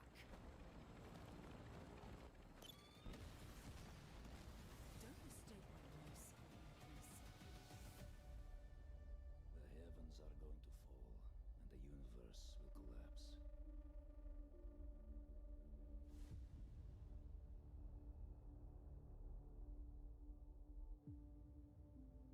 What do you think you can do to stop it?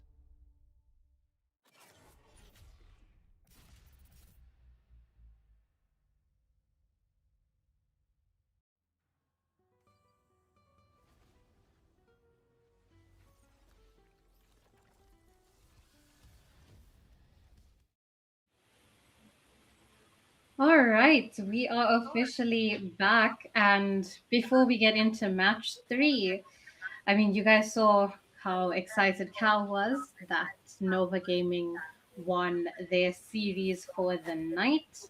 They have followed Cyclone Gaming's pattern. They ended things off 3-0. Nice, quick, clean, and easy. And they have left our beloved watch party host Die Hard in tears. Die Hard, from my side, and I'm sure Alex's side as well, we are very sorry. Everyone has their bad days. Cal. No. But We're watching you, Cal. We're watching you. heading into match three, guys. We're only halfway through the night. I know it's going to be a long night. We're only halfway through. And our next game, pretty interesting because we have NATO versus Sierra 7. NATO versus Sierra 7. Honestly, I'm very excited. Oh, okay, we're starting with Sierra 7. I was just about to talk about NATO. I mean, we know these guys: Hacks, Virus, Fadi, Penny, Saint, and Life. Not new to the comp scene. We love them all. We love to see them.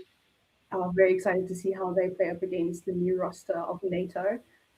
Kijo, what are your thoughts on Sierra 7? Well, considering that Sierra 7 was the best Nigerian team that performed in season one, they did not get relegated or even close, but holding that team of being Nigeria's best for now is probably a lot of pressure on them. To ease the pressure, quick little shout out. I'm pretty sure it's Fadi's birthday today, so happy birthday to him. Hopefully he gets some luck. He gets some lucky shots, General Fadi for the win. But on the other hand, these faces, these eyes just staring into my soul right here. I'm shaken to my core. NATO Gaming has one of the most interesting and intimidating rosters on the scene right now. Starting from the left, we've got our beloved player one, who is Instinct. We've got Liquids standing next to him. Of course, we have our GOAT, the one and only Michael. And as Stenez and Cal love to refer to her as our golden goose, we have Sadia. Guys, this is the only female player in the tournament right now. Okay, so come on, girls, where is the female representation in these T1 tournaments? I know we're not just letting these boys carry us. Half the time we just let them think they're carrying us. But Sadia is going to prove herself tonight, and we'll see what she has in store for us. And to complete the team, we have Jack, otherwise known as Hack, we have Messi, and we have Ethan. Definitely a lot of new faces here, and I can't wait to see what they bring to these lobbies. 100%. This is going to be such a good mashup for NATO. We've got some of the beautiful boys from last season, some new faces. It's going to be a very exciting one. And we're back to take off. Gonna get straight into it. We will see you guys after the next lobby, but for now, gentlemen, take it away and have fun. Who keeps letting Thank you. Hello, Eugene. I didn't miss you, Eugene. I didn't miss you at all. Who keeps letting these guys keep picking takeoff? Who keeps letting them pick takeoff, man? Why? They know something we don't. Eugene. Do they? At this point, But I'll say this: the real surprise for me is finding Michael on the NATO squad. That is a proper surprise for me. Straight into the blender we go. Cal P1 exposure by the monument. Anyone's game so far. That's falling convincingly, not convincingly, loosely to Sierra 7, who have a 9-point lead thus far. Expectations, Cal, as we move. Yeah, to be honest, I did say NATO to get the win on my in the podcast earlier on today. I did say I saw NATO getting the win, but Sirius 7 are a standout team, and they finished number 4 last season in the league phase. So I don't really think they're a bad team whatsoever. But that NATO game as well, they have a lot of OG. I think that's an improving players. Each think one of them for sure. We do know Michael himself is on that roster. Liquid as well is on that roster. So those 3 players alone are players you really want to watch out for. As P1 so far tells a story of absolute closeness. It's very hard to give it everything they have, and it's just P1 though. P2 also know then, and NATO game are going to have that lead by a little breather as we now open up that P2 scores. P2 arguably a money hill. Pain successfully delivering the pain. Liquid tries to sneak his way in, sneaky man. Automaton with a backup there. That is still Pain holding the line, but just for the moment. It's still an even Stevens scoreline. And looking at this on P2 and the scoreline is like this, kind of tells us exactly how we'll be by the time we get to 250. It's going to be a neck and neck bare knuckle brawl all the way through. Full send committed by Sierra 7 on P2. So far doing well to hold as Michael and company from NATO struggling to break into that hill. Spawns flipped, but they sneak their way in for the scraps of 10 seconds. But even that, Paddy won't let go. The count stopped. Life commits. They are a Hydra, Sierra 7. Cut off one head, 2 more shall take its place.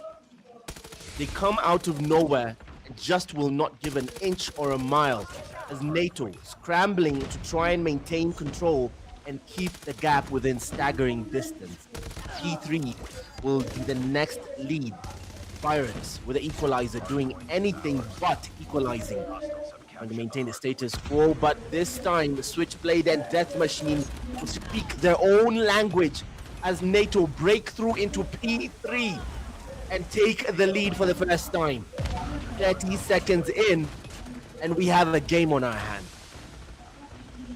Yes, we do. Yes, we do. 60-point mark not locked in right now to game. And if you're serious, have it again. You started things up really well. Don't forget that. Mind you, they are the #1 team in Nigeria. So there's a lot of Nigerians on the chat right now that are rooting for this team. Diehard Tim ASC is out, so he might have to come back to his roots. NG. So Diehard, are we waiting for S7? I really want to know. But 62 and 57, JS7 are starting to get things back on that equal footing as they might tie things up here before we make our way towards that P4. They are going to even go and get the lead here as he now open up the next one. Look at that lead map. Who's going to get there first? The answer is still going to be the boys simply.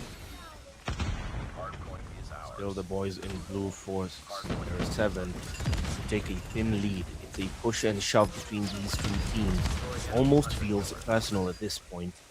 Anyone's game. This is literally up in the air. A loose prediction here will have had me picking Nate purely out of backing Michael. But at this point, Sierra 7 have something to say, and they will not be ignored.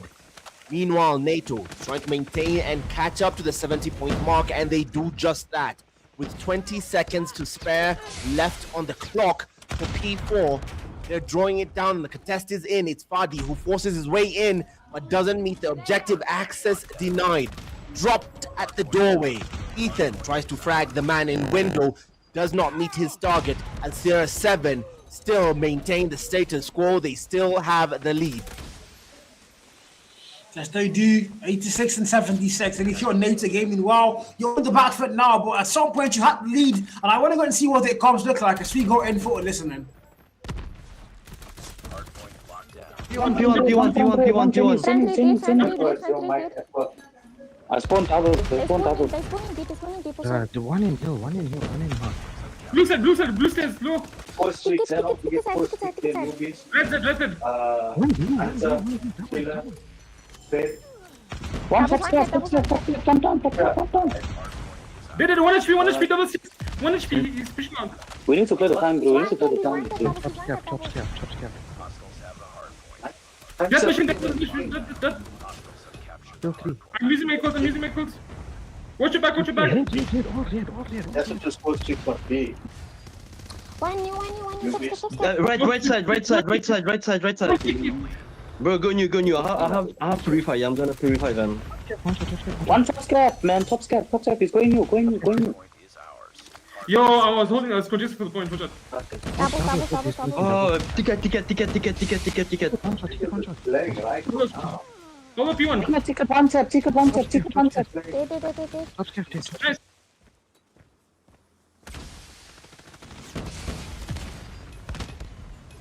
You're the expat and listen-ins and how they sound. What do you think about that one? Whatever you thought you knew about control, confidence, or form, throw it out the window. Both these teams are putting on a masterclass, and those comms sounded so controlled, so well maintained, calm, collected. Michael, I could hear him shouting and yelling random stuff in the background. But so far, look at the scoreline. It's telling a tale. Neck and neck, 124 to 113.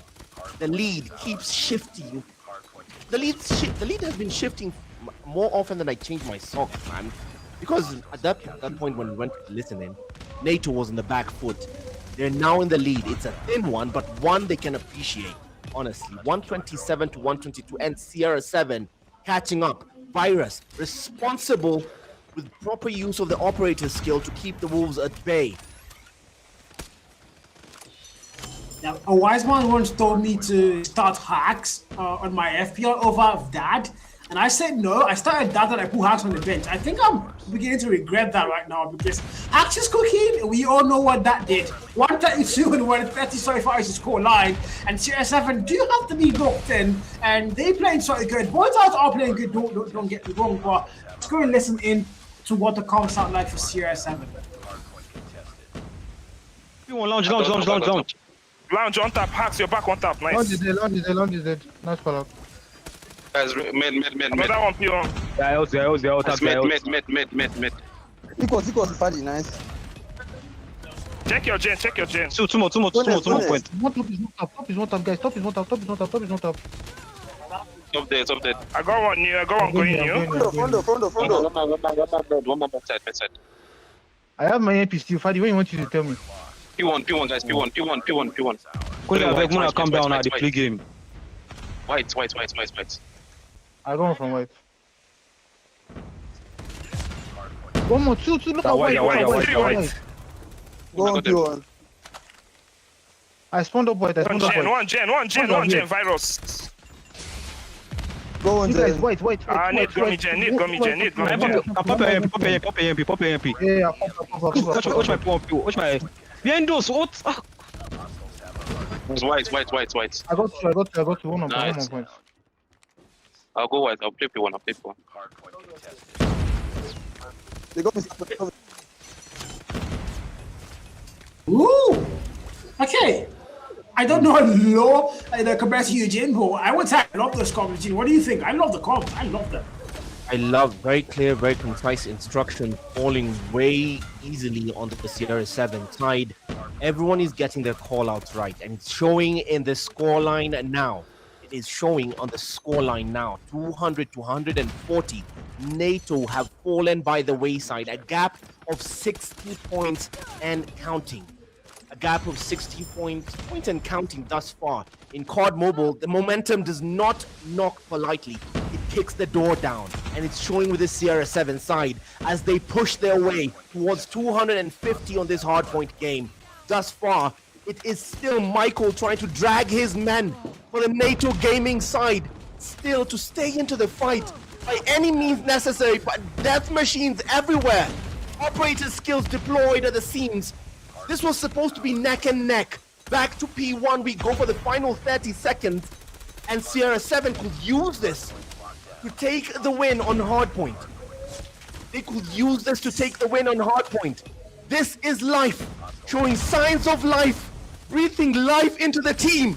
Fadi comes in as the backup. Final 10 seconds. This could be it. But will NATO say something? They have to 44, 45 and 43 for those two players, Hacks and Payne. During the last one, their side, not a lot of you thought about Payne in your fantasy, did you know? I think I should have brought Payne as well. You know what? I should have brought Hacks and Payne and left that alone. Dad, I want my money back. Refund, please. 100%. As to that Series 7 so far, have you on lockdown? Nate's trying to find a way to come back here, but so far it's not looking like it's going to be in their favor. War Machine, double value farm, paying off for a counter, double with a debt machine, start looking for value. Now the clock is one for life here. Series 7 are going to get that break. They're sorry badly need. They might close things off here. NATO Gaming, not a single player inside, and now they do come to for a break. Live is still there, but a single player down, and Series 7 all through. They've got it on lockdown. Hard takeoff might be theirs, and if you're NATO Gaming, this might be the final straw. Not a single player near the hard win. Now they do get that break. Can they hold it down? The answer might be still a no. It's Series 7 all the way through, and it's going to be theirs and hard takeoff, Mark 1. And my prediction in the mud, maybe. Your prediction down in the dust. 250 to 167. I do not believe this. Sierra 7 have taken a convincing win against NATO. NATO Gaming have suffered a heavy, and I mean a heavy loss. This is a heavy loss. Make no mistake about that. Momentum finds a home in a series like this, and it refuses to leave quietly. And they garnered that momentum by the time they hit 200 points. It was clear. Look at that. A tale told by the numbers. Hacks, 53 kills on the board, charging his Sierra 7 men to the finish line, and convincingly so. Hardpoint goes the way of Sierra 7. If you're just joining us, welcome to the African Pro Series Season 2. This is mad. Right from the Kenyan capital. The name is Eugene Abu Dhabi if you're just joining us. And Cal, thank you for bringing me on, because dude, I would have hated to have missed this, man. This is insane. Is this going according to your expectations so far? I mean, to be honest, like you did say, Jim, I am glad to be here as well, man. Big shout out to you for also knowing the invites, because my God, this is an absolute peak evening with that. So far, all three games have been absolute bangers. But Series 7 don't. I mean, like you said, heavy loss for NATO Gaming, because on paper there's a high chance they would have won that. But Series 7 again, we did say that they're the number one NG team, and a lot of the NG haters on the chat now have been silenced, myself included, apparently, bro. I mean, I'm going into S&D now, CoStar, and if you're NATO, this is where you have to tie things up. If you can't afford a 2-0 lead to Series 7, I mean, that would be absolutely devastating to morale and to every single thing NATO stand for. But Series 7, they are well positioned to end things here in their favor. As such a strong CoStar, again, they are a solid S&D team, Eugene. I can tell you that for sure. They are a solid S&D team. Welcome to Coastal. Equally a snipey Badlands. Heavy is the head that wears the crown, and that will fall on the only female to play this tournament right now. She carries the bomb. Sadia carries the bomb for NATO right now. Objective, B-site. Target, Axe and Pain are to find their way. Virus going in for the flank. This might be sneaky for the man. If they pull this off, it will be a proper collapse from NATO. And this is it. Liquids takes first blood. It's life who falls. Flank failed. Hacks left to fend off that onslaught. The trades are instant. 1v4. Oh my word. They all left. I don't know what that was. What happened? I want to pretend I know what that was, but I have no idea what just happened. Who do I blame? Jerry or Eugene or even Die Hard? What exactly do I blame? What just happened? Defend the objective. I don't understand. The game had started, folks. The game had started, but they have. So I'm really confused as to what happened in this kind of context. What do we call it? I don't know. I have no idea. This isn't that's very weird. That's very weird. Honestly, there'd better be a good explanation as to why that happened, because they all left at the same time. But no, there'd better be a good explanation as to why they left. The game had clearly started. If there was any complaints, I'm not certain if that's part of your rule book, Cal. If there are any contests to be made, it should be made before the game actually starts. So I don't know. I'm pretty sure that is the champs rule book. I'm pretty sure it's somewhere there, so I have no idea what's happening. But Eugene, I have a question for you though. I want to ask you though. Where are Chelsea in the table this season in the EPL? Where are they? Listen to me. Listen to me. I will slap you through this screen, huh? I will slap you on this. Why are you violent? I just asked the question. Why are you so violent? I just asked the question, man. Don't test me. Look at me. I'm unhinged right now. This is not the day to talk football with me, my guy. This is not the time. We're not doing well. We're doing very badly, but I still wear the jersey with pride, my guy. Still wear the jersey. I'm proud of you. I'm proud of you. It's not easy. It's not easy to do. It's not easy. It's not easy. Oh, man. Especially considering Arsenal already won their game, so this is done. And I just it might be done. It might be done. Unfortunately for everyone, looks like Arsenal might be back in the league. And who's the Arsenal of the APS though? I haven't really put a name or pin down to it, but it's definitely not ASG though. So I don't know what it is. Eclipse. Oh, Eclipse. Yeah, that's the next 30 years, gang. No trophy, gang. I'm really sorry, gang. I don't know Arsenal. Yeah, Eclipse Gaming is my definition of trust the process. They really are trying to build something, but they're staggering a bit on that end. They show signs of life sometimes, and then sometimes they're absolutely dismal. I think I'd compare them to the Arsenal in this league. I don't know. Maybe you have some different opinion. As we wait, I think I have to agree to. I hate to agree to anything, but I think that's when I might say, yeah, Eugene is probably right on this one. So we might as well let it go. As we wait for the players to come back and with an explanation as to why they left the Search and Destroy game. If you're just joining us, this is the African Pro Series Season 2. The name is Eugene Abu Dhabi, live from the Kenyan capital. It is 20 minutes past 10 p.m. here. Al, keeping me up late. I'm an old man. Calls me Unc. Yeah, no doubt that nobody ever argued. Eugene is probably above 90 now, so Grandpa, we apologize. We're hoping this players go to get the game started really soon. I've always wanted to ask you, Eugene, what is the secret to your hair? I wanna know. I think you're my inspiration when it comes to having mad hair. So what is the secret, man? I need to make my hair really smooth. My hair is bad. Yes. What is the secret, man? Tell me, man. Don't be like this. Yes.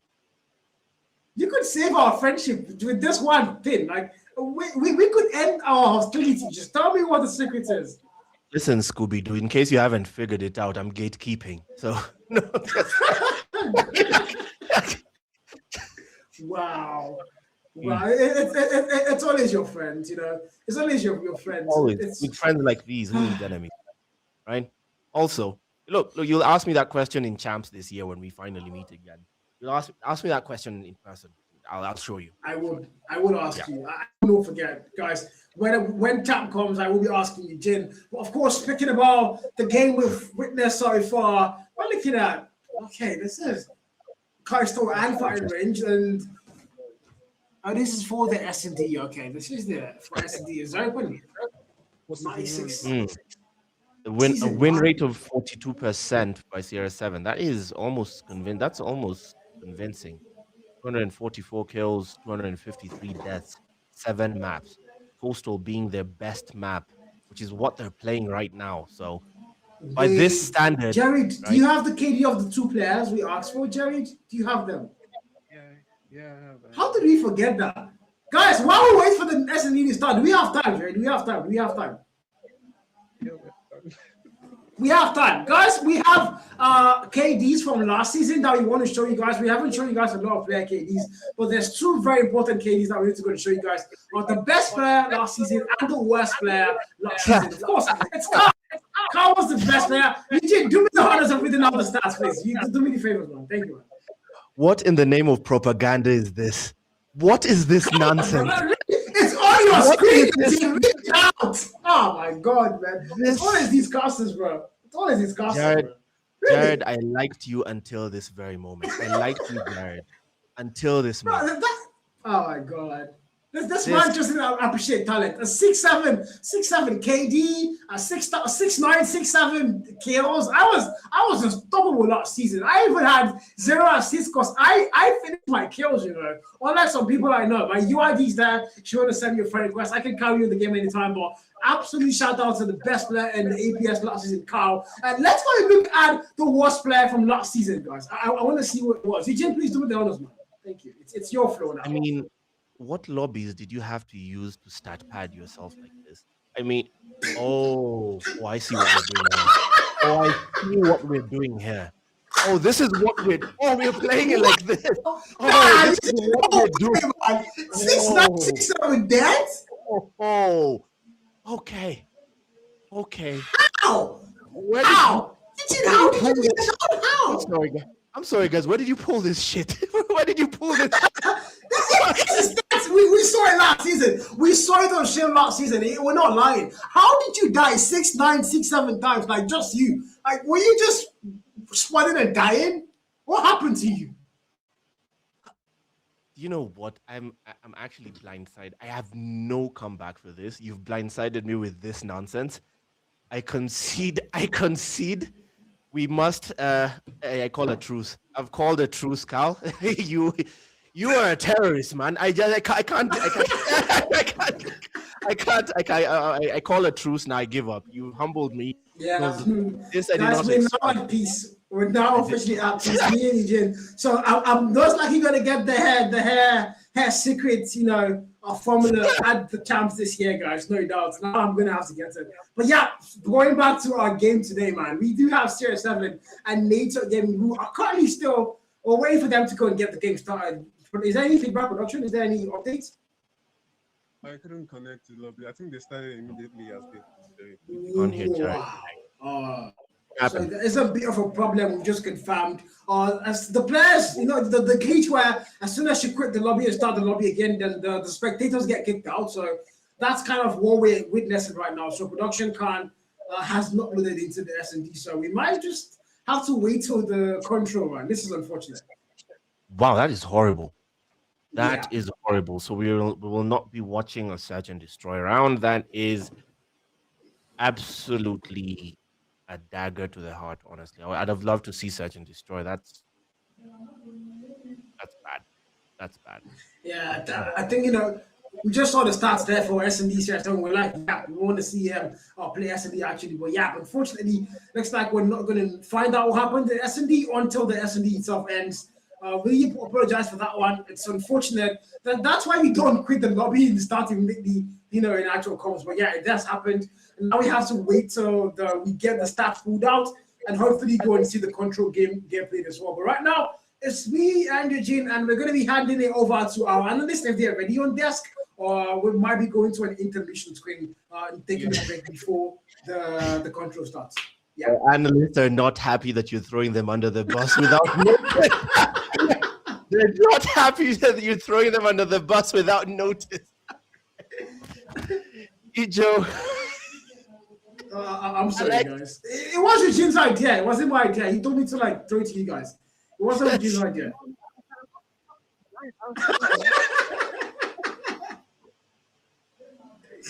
But yeah, we are going good on that intermission, guys. And when we come back, it's going to be a control map, and of course the S&D stats pulled out, so you got to see it. But you guys just don't go anywhere. Go get your water, popcorn, whatever you're into, and we'll see you guys very soon for the control. Series 7 up against Data Gaming coming up next.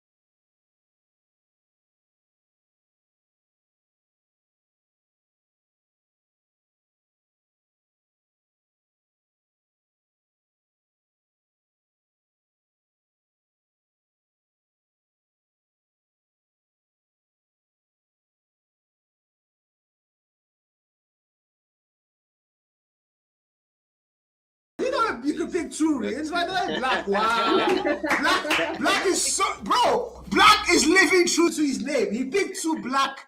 Like, you know, Ruin is black and he picked Jim twice. He's like, I'm gonna stay true to my name, bro. Nah, it makes sense. It makes sense, Black. It makes sense.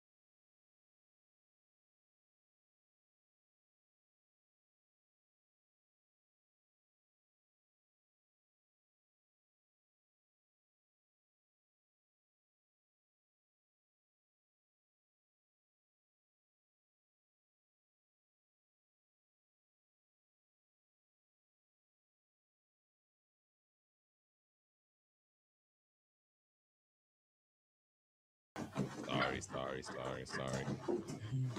Don't cry. Dean, you know what? Don't worry. I can go for another.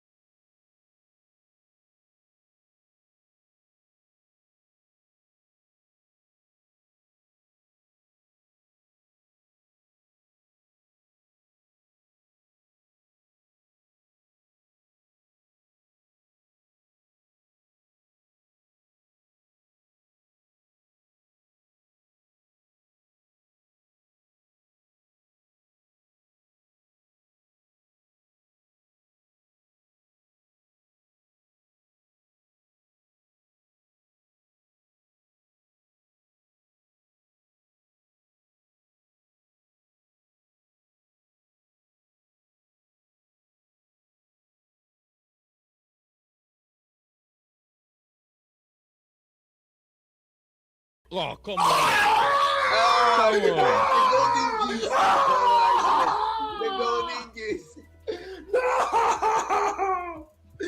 Nah, this isn't fair. This isn't fair. No, Fair. fair. No, it's fair. That's all I can. I'm not picking again, guys. I retire. I'm not.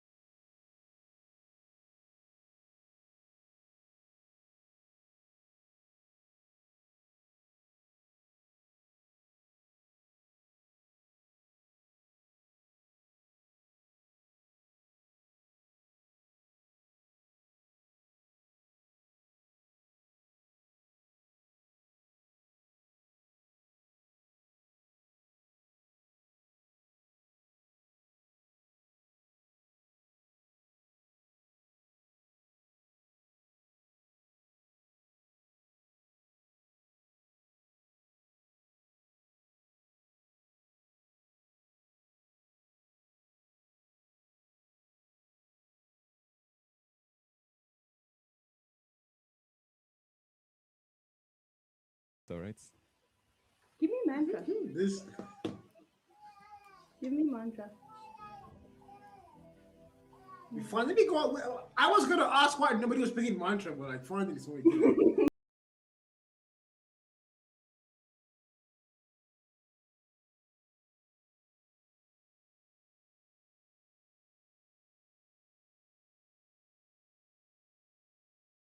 Can I To get advise you? Can I advise you? you a name. Can I advise you? Nice. Just a minute. Give me Let the this great guy. one advise you. Michael. Michael. No, that is. Give me this guy from NATO. I should have picked that guy, by the way. That's why he's the GOAT! God damn it. Who did you pick? Sorry. He took Michael.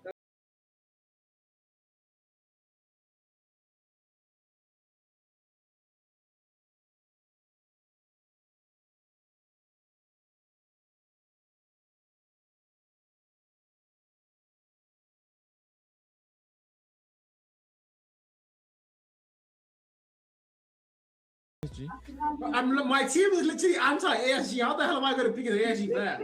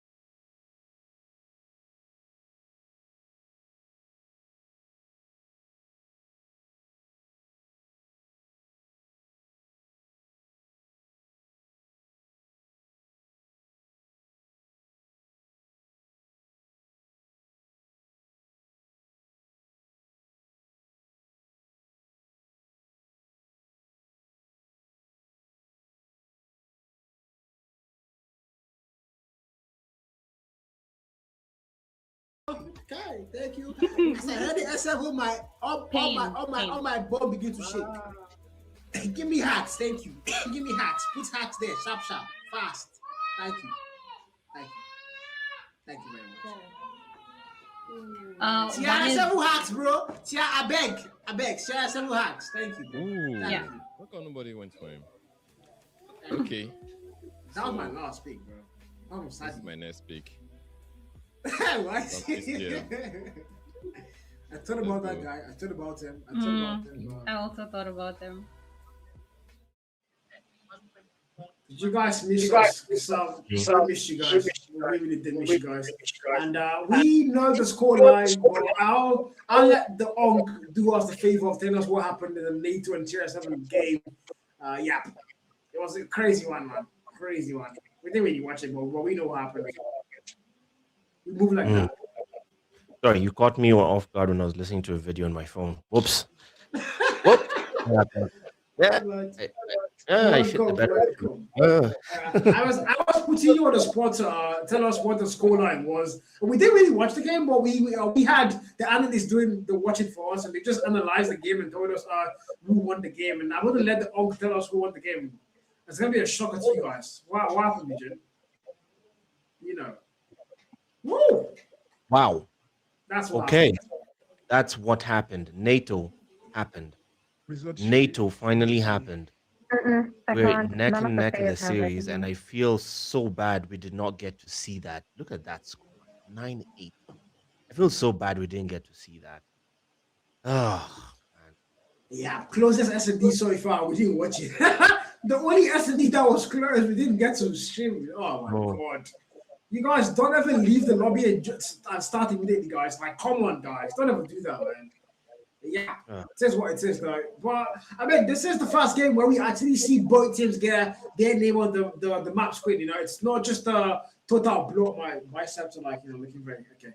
It's not a total blowout. So now we're going towards that control. And if you're NATO gaming, I mean, first off, you've won S&D. It was a very close fought battle for sure. We didn't even get to watch it on stream. So I don't know what the standout players exactly were, standout plays were. But if you're CS7, though, a little bit of that momentum now has flipped against your side. So all into control, you're looking at possible ending things on your favor if you won the first map. Or you're looking at NATO pulling off a reverse sweep by winning 2 back-to-back maps. That would be diabolical for the hardware we just saw.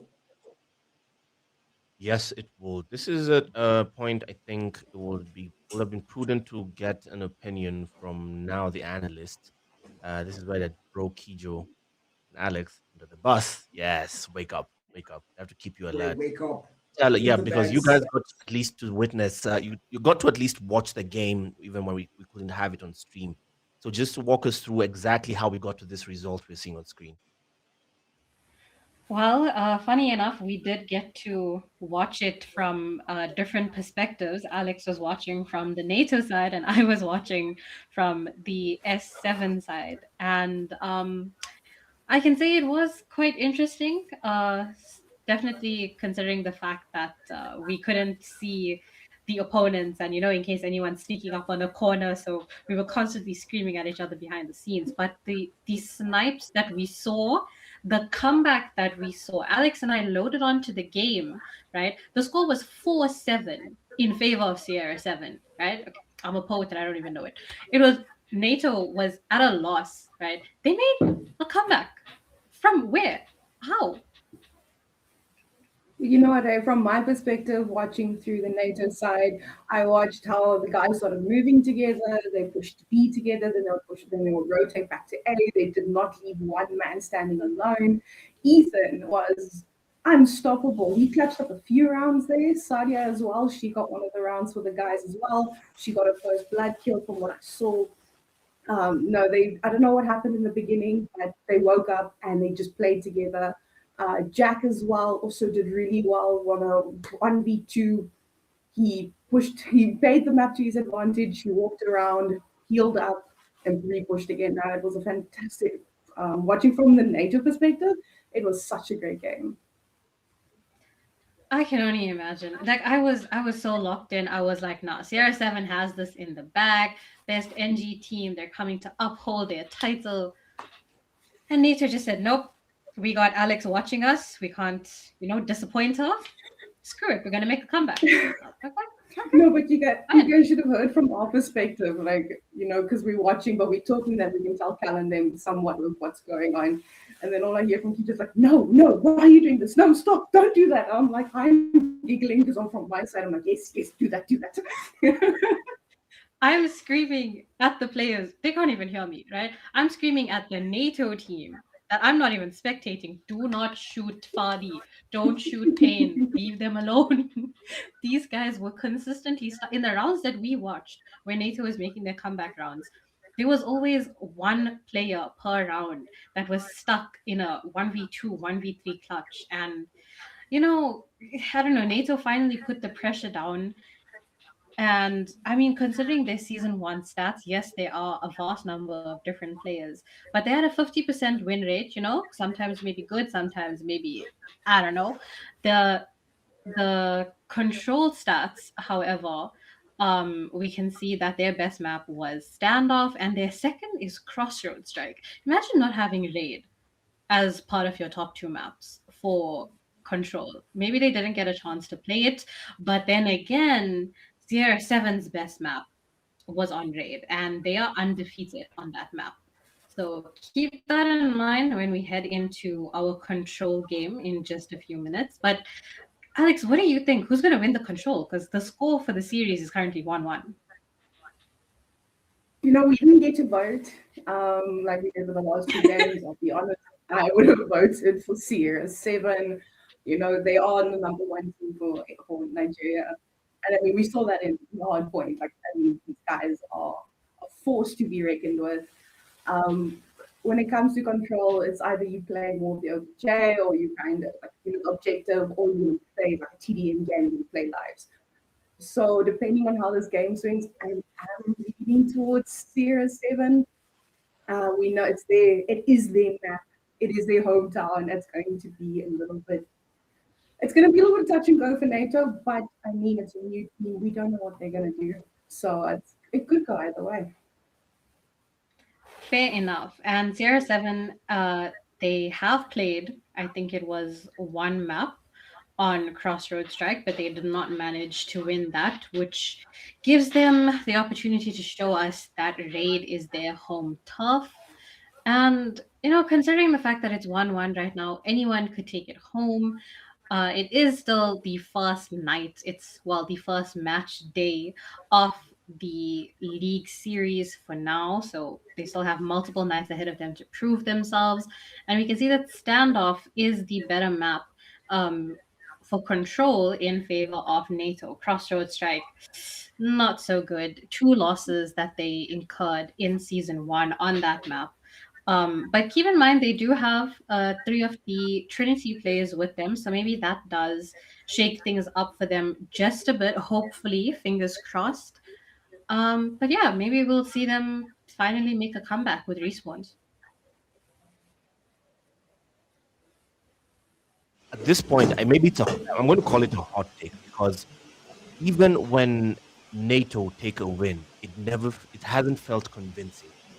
It has not felt convincing at all. And on paper, you've seen that squad. It's stacked enough. On paper, they should be better than this. Why is it even SND? They've taken the win, but did it feel as convincing to you? Like, it feels like they just got lucky.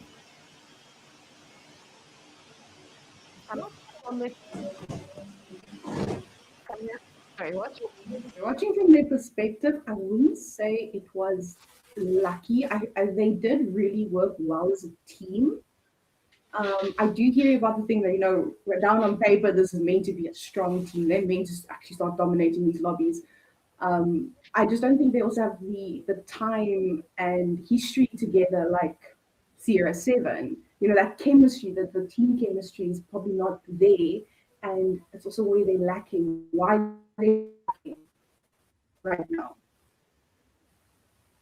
That's true, 100%. I was gonna say the same thing. Sierra 7, that team, that lineup, they've been through a hell and back with each other. They've built up the chemistry, they've built up a connection to the point where they can, read off each other's movements and they know exactly what their teammates are going to do. sometimes before even their teammates know. NATO being such a fresh team and such a newly mixed team, it's a bit tough to have that same level of chemistry and connection that Sierra 7 do. And that definitely does show in your respawns because, like Eugene, you were saying, your rotations matter and your positioning, your movement, how you hold on the OBJ. It's all gonna come to light as we find out with the series tiebreaker. Takeaway I'm hearing as we head straight into raid. Final predictions, everyone on the board. Everybody, Alex, Kijo, get your predictions before we go in for control. Oh, S7. Sierra 7. Sierra 7. Hal the Coward. Prediction here. PDX.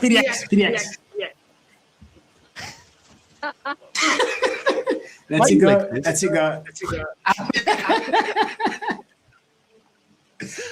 I'm gonna say S7 too. Unfortunately, I'm gonna say S7 too right now. They've been better. So nobody is convinced by NATO thus far. Interesting. Not at all. Interesting. Not at all. We're about to find out as we're at the business end of this tournament, people. Welcome to Raid. The mode is Control. 30 lives shared between each team. And the objective here is cap the points, defend them. We start off with that objective yet to be met by NATO. We will have charge straight at the site. They choose to go straight at B. Full send. The collapse is imminent, but I call it a collapse too soon because the life count is neck and neck. 27 on 27, 26 now, both ways. It's falling to their gunfights. And NATO stopping the clock as they put their sights on the B site and put away locking. I'll take it away. Yeah. 24 though. Things are very much in par. It's got to come to like a bit of a neck and neck here. Nobody wants to let it go too much. But eventually, for NATO game, though, you have to get a flag captures, and that's going to be one thing echoing your comments. You need to get those flashes. Make sure you try to play time on your side. B flag now, one tick locked in, make that a double fully locked in. One more to go for that B flag. And Sierra 7 are not having much of a contest on the B. I think they're sending all the focus towards the A flag, which might be good, but it might bite them back as well if they get overwhelmed and gone skill. But sorry for our 20 and 22 is your life count. The NATO gaming are going to have the life count locked in. I think I jinxed it to 80-20 now, Richard. Here we go again. 20 on 20 lives. It's still on NATO. They have successfully taken the B site and extended a lifeline in time. Time is now on their side. What are the numbers? Because it's 17 on 17. The gunfights are meticulous. No room for errors. Brick by brick, corner to corner. The charge is analytical. Virus charging at him. I'm not certain if he finished off the kill because right now NATO have suddenly fallen behind in the life count by 4 lives. They will need a full team wipe, and GOAT will begin that effort as Virus sabotages Sadia. GOAT will return with an immediate trade as we quickly approach S&D territory. By that I mean no room for respawn. We're closely getting there. 11 on 11. This is close. This is close. There he is. GOAT. How did he have the drop on him and lost the gunfight? That is strange. Sadia and straight into the A site to stop the clock and try and do something. He has to retreat. Push into his pool boy thing. She's a plan blue. The dance comes through. The kill doesn't get found. Liquid's fools there though. And right now, 10v5 for NATO Gaming are really in the land of no more respawns. They literally have no lives to work with. Meg got 2 lives left now. It's going to be over. I think a player left the game, by the way. Oh, player number 5 left the lobby. So it says a 5v4 they're playing. And TRS doesn't have numbers advantage. I don't know what to make of this right now. NATO Gaming don't even look like. I mean, this is what we saw last season. They didn't even play their first game last season because of a player being unavailable. And this season again, here we go. There's one player not playing control, so it's a 5v4. And they might have as well ended the control map to Series 7, man. What the hell? And honestly, I'm not exactly fazed by the fact that they've lost a guy because we've seen that strategy sometimes on purpose work on control. I'll remember in World Champs last year, we saw some guys choosing to leave the lobby to try and give the team a life advantage, but that does come with its own, disadvantage, because you'd better be meticulous with the gunfights and no room for mistakes, but it can work in their favor, NATO, if they are clinical. The roles, of course, has traded.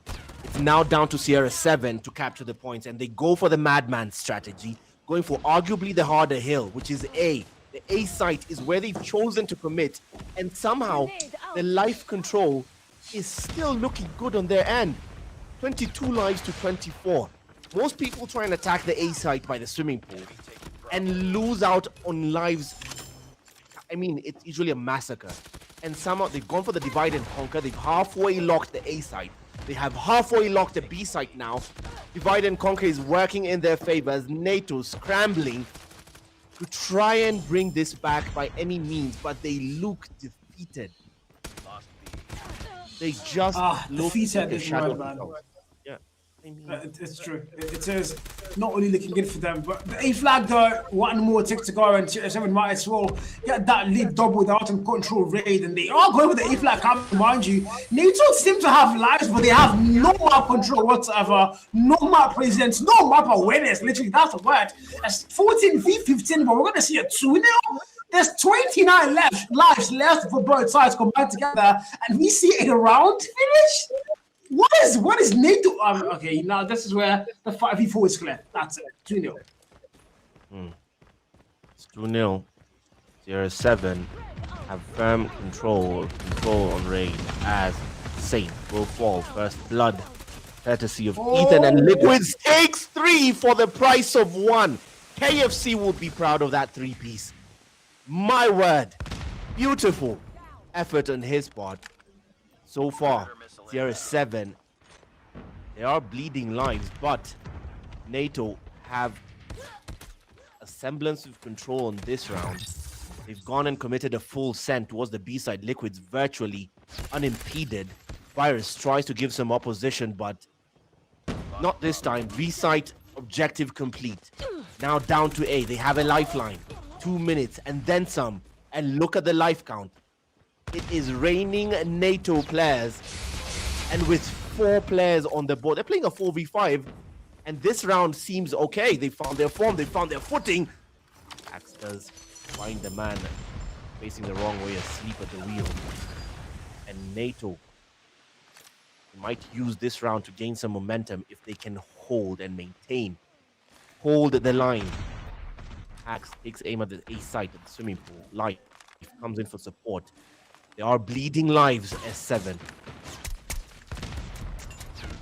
I don't know what to make of this, Jen. Right now, I'm just really asking questions. What's going wrong?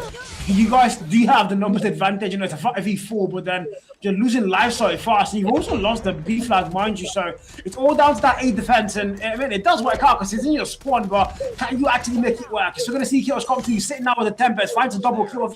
Trader's not putting him down yet, but the Tempest expires. So back to gunfight and back to gun skill. 11v17. Check your freaking corners, guys. We're seeing the boys in blue now. They're starting to run rampant. We are closing that life count difference, and it's starting to become there. 8v49, Brent going to jinx it, and we're seeing Nate start to get life up once again. Saint comes to you, Brent finds the kill, and the A flag capture is one. Nate is crumbling to try to get us now. We're going to see man Ethan trying to go through that money room here, going to his kitchen. Nah, he's going to get shut down there. 6v11 though, and 7 are almost at the land of no more respawns. And I think they want to get there now, Eugene. Cometh the man, cometh the hour. Barely 60 seconds ago, NATO had a staggering gap in the life count.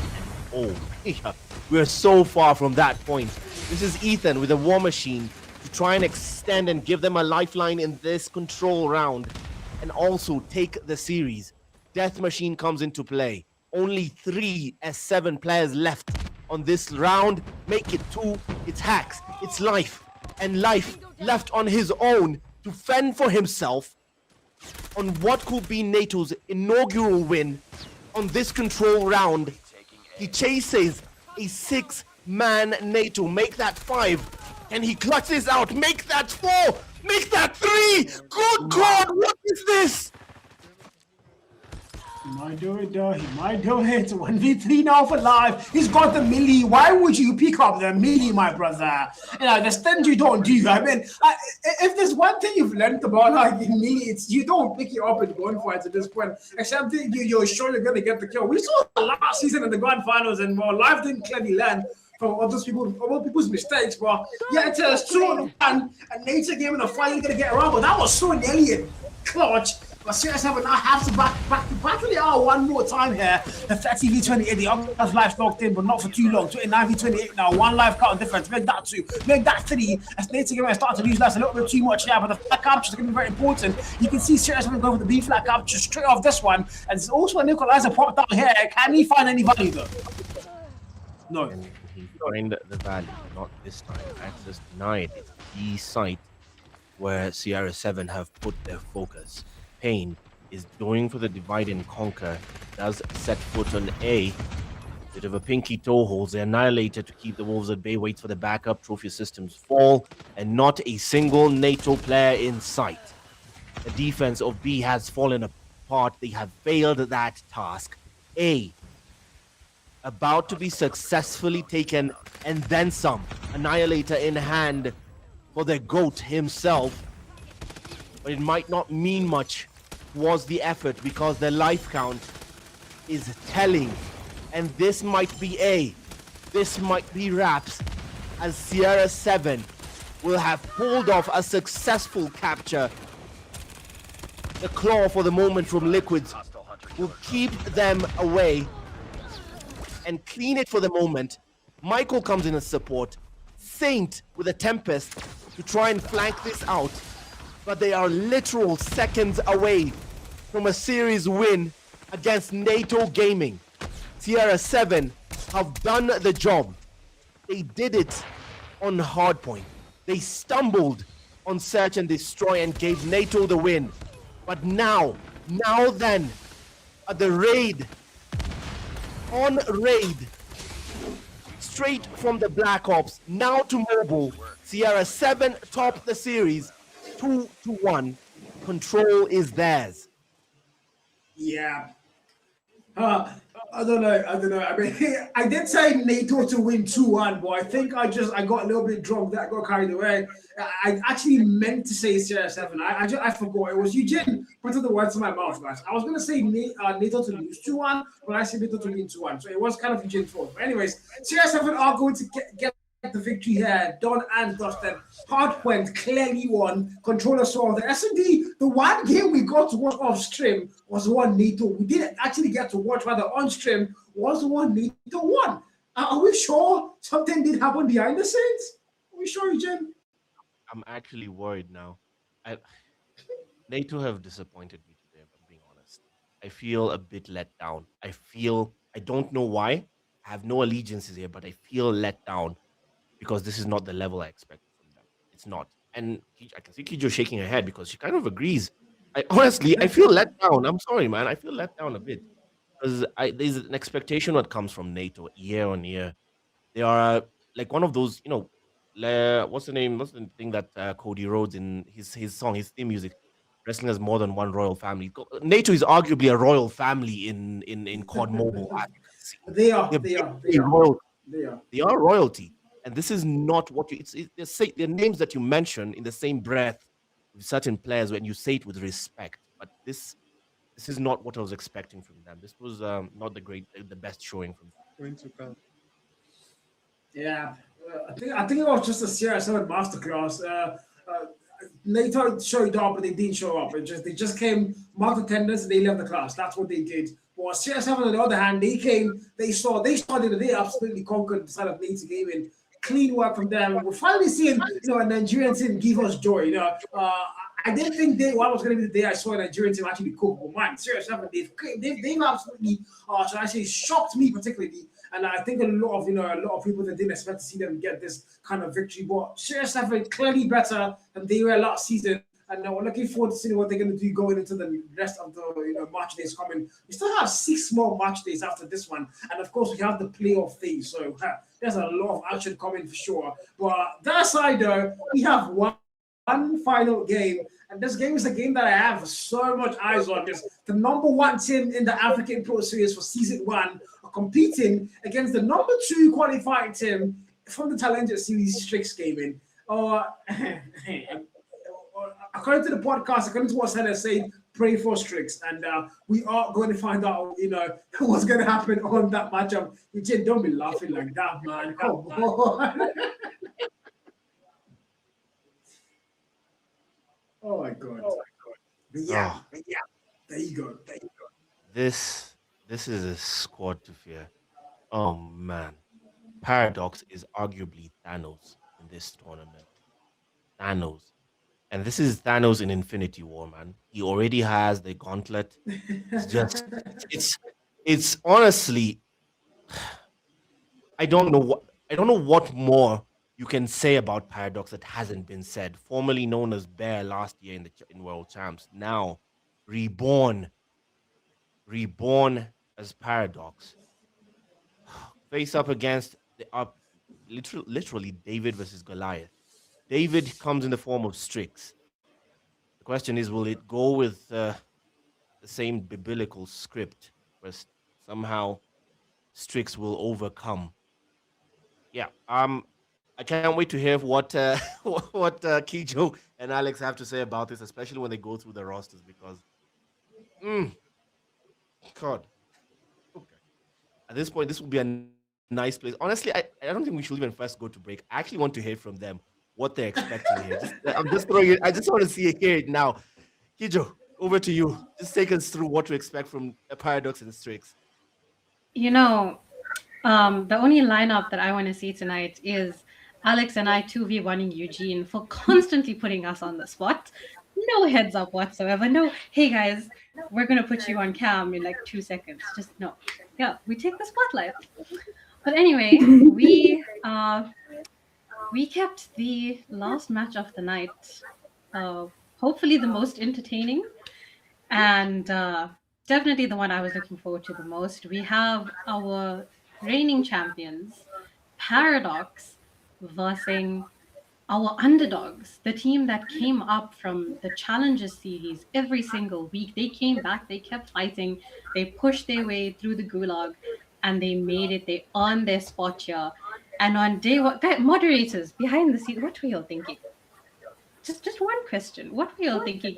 Putting these newborn infants into the adult world. Why? No, Kijo, I'm with you. I mean, like, just look at the lineup for EDX. I mean, we've got Charisma, we've got Mantra, Seven King, Tarox, and Ruin. Like, these are the guys you see in game and you're like, I'm out, uninstall, delete my phone, throw it through a window, like, we're done. These are not the people I'm be against. And these guys that I've been following from before challenges, I've watched them grow as a team.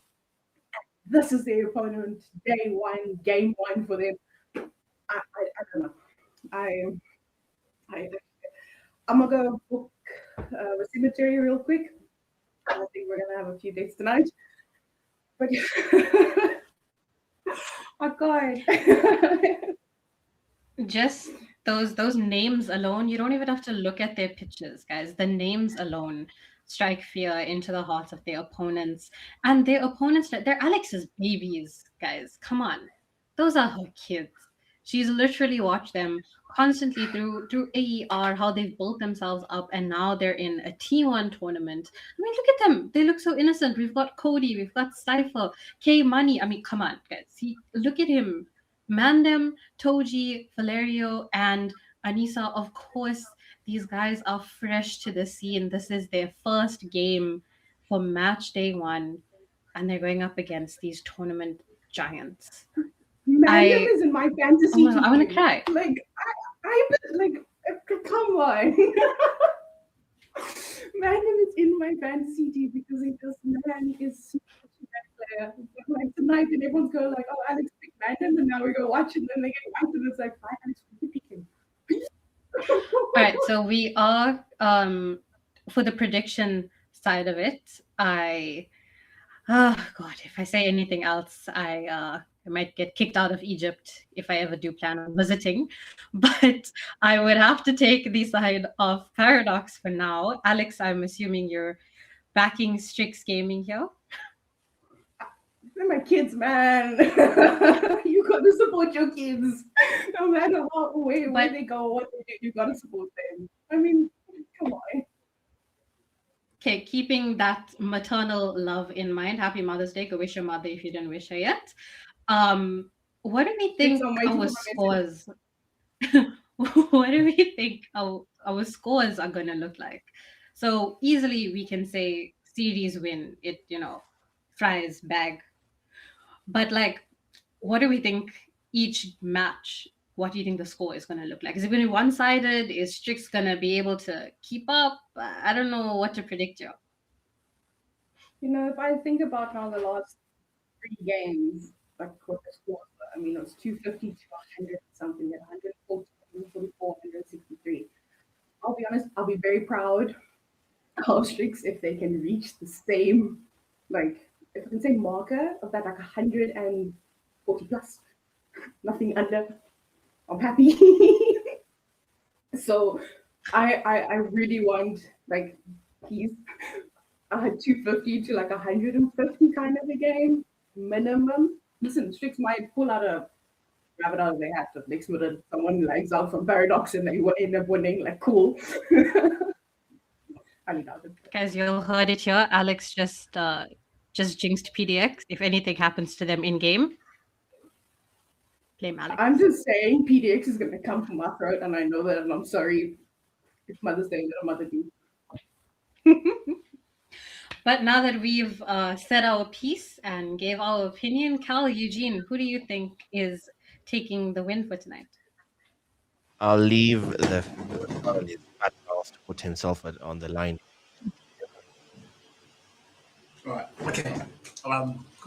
So it's PDX Strix playing the game right now. Okay. So PDX they were the defending champions last season, and Strix came in where they came from challenges. They went number one. So under the league phase, I would call it, but not the playoff phase. And of course, Jared said, I'm not going to put you on camera because you're taking full of my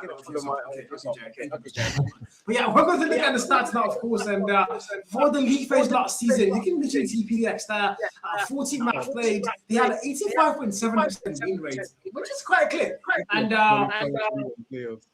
this was qualifiers. Qualifiers, league, and playoffs. Qualifiers, league, and playoffs. So this is everything that has to do with the African Championship circuit itself, leading to APS season 1. Okay, this is 14 match played with an 85% unit and hard points, which is, I would say that is pretty good, Eugene. What do you think?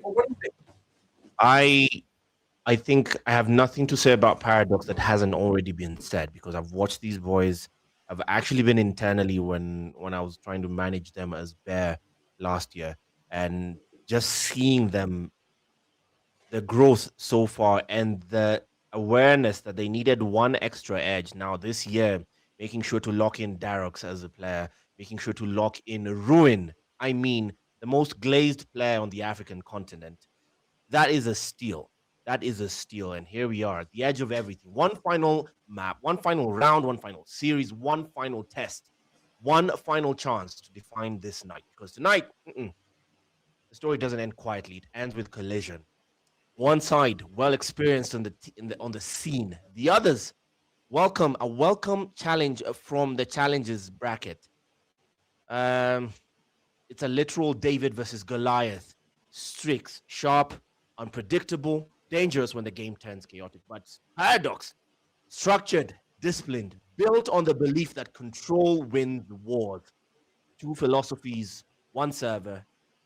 No more hiding behind series scorelines. But I will put my bet, my gamble on the line here with fully behind Paradox. I expect a dominant win from Paradox. Little to no contest from Strix. Sorry, Alex. I have to say they're about to try and test your boys in the blender now. They're putting them through it.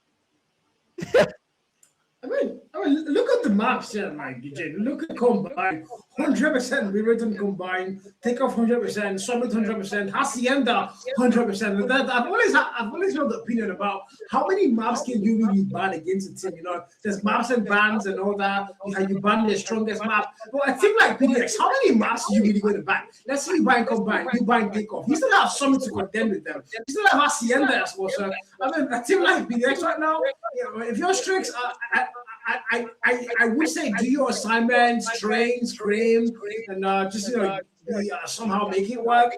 I think it's one of those games where Strix are going to come in from like a really underdog side of things, and probably the kid for experience. You know when brands come to you and be like, we are going to offer you exposure. This is it for Strix. PDX offering them exposure right now. That's it. Yeah, this is a staggering statistic to look at, honestly. Combine, unbeaten. Takeoff, unbeaten. We've seen multiple takeoff maps on Hardpoint today. Summit, unbeaten. Hacienda, unbeaten. This is, it's a very scary thing to look at. To tell me that I'll be facing Paradox right now as they are, well blended, well meshed, it is a scary thing. It's literally telling me you're facing the Undertaker. I mean, I am just funeral music for about 6 minutes because it might be a rough one. But not to count Strix out, they might surprise us. They might surprise us. I'm interested to see what first maps we have, what map selection we have. The squad there, very, very, very, you know them. You know the names. Gladiators towing the line for Paradox Gaming. Charisma, Ayur, 7Ken, Ruin, Darox. These boys, the KD tells the tale that all you need to know. All you need to know, if you're just joining us, this is the penultimate game. This is the final game of the night. Hacienda Hardpoint, the unbeaten map. Are you kidding me? Hardpoint Hacienda is the first game. I mean, we said how many maps can you ban in Jeremy? I asked you that. How many maps are you going to ban? They ban Takeoff. PDX ban Arsenal. They've never played Arsenal before, but apparently, and Hacienda's the next best pick. If you go to combine, same thing. They've won combine. What other map are you going to pick up in the hardware map pool? So it's just more of like pick your poison. You have 3 poisons there. Pick which one you want. When you die for 5 minutes or 6, it's all down to picking your poison right now. And Strix one, well, they pick Hacienda or made the go through with them. That's all I can say. Well, it's clear. Paradox wants structure. Strix want disruption. Hardpoint will be on Hacienda. Remember, Paradox Gaming have been unbeaten on this map. It is whoever did this fixtures is really trying to just honestly give Strix Gaming the proper welcome to the league. Slums will be the search and destroy. That is a weird selection for S&D, but okay, we'll take it. Slums S&D is, as you like to say, ineptly say, Slums. This is where Jared lives. Raid control, bread and butter map. We've expected that now and then. So everything is up in the air. So if you're just joining us, this is your perfect timing because everything up to now was the warm-up to this particular event. The reward execution under fire. Can Strix Gaming hold the line against literal African giants? Remember, these men were the first. They made history as the first team under a different name, under a different flag last year. First team to represent the African continent of the Call of Duty Mobile World Championships. They look for the same this year. But first, the African Pro Series will be the true test of time. You see the 2 squads. You know the names. You've seen them before. But now, the real test will be on their gameplay, and we'll see that on Hacienda. Final calls as we go into Hacienda, Cal. Yeah, I mean, the map, beautiful, the B-roll, the calm before the storm, before the chaos ensues. We're looking at, again, if you're Strix Gaming, proper welcome, you did say, Eugene, proper welcome to the league and stuff. They need to know that the league is not the challengers. It's a lot different. They finished number 1 on a challengers ranking, if I'm not mistaken, on the league phase, if that's what it's called, leading towards the playoffs. So, I mean, really, really solid team. But now they're in the actual league itself, the T1 event, so they need to get a proper welcome up against a team like PDX. So, wish them luck, but a team like PDX being known for what they're known for. If you're strict, you're gonna have to pull out every trick in the book here if you want to claim a hard win, especially on a map like Hacienda.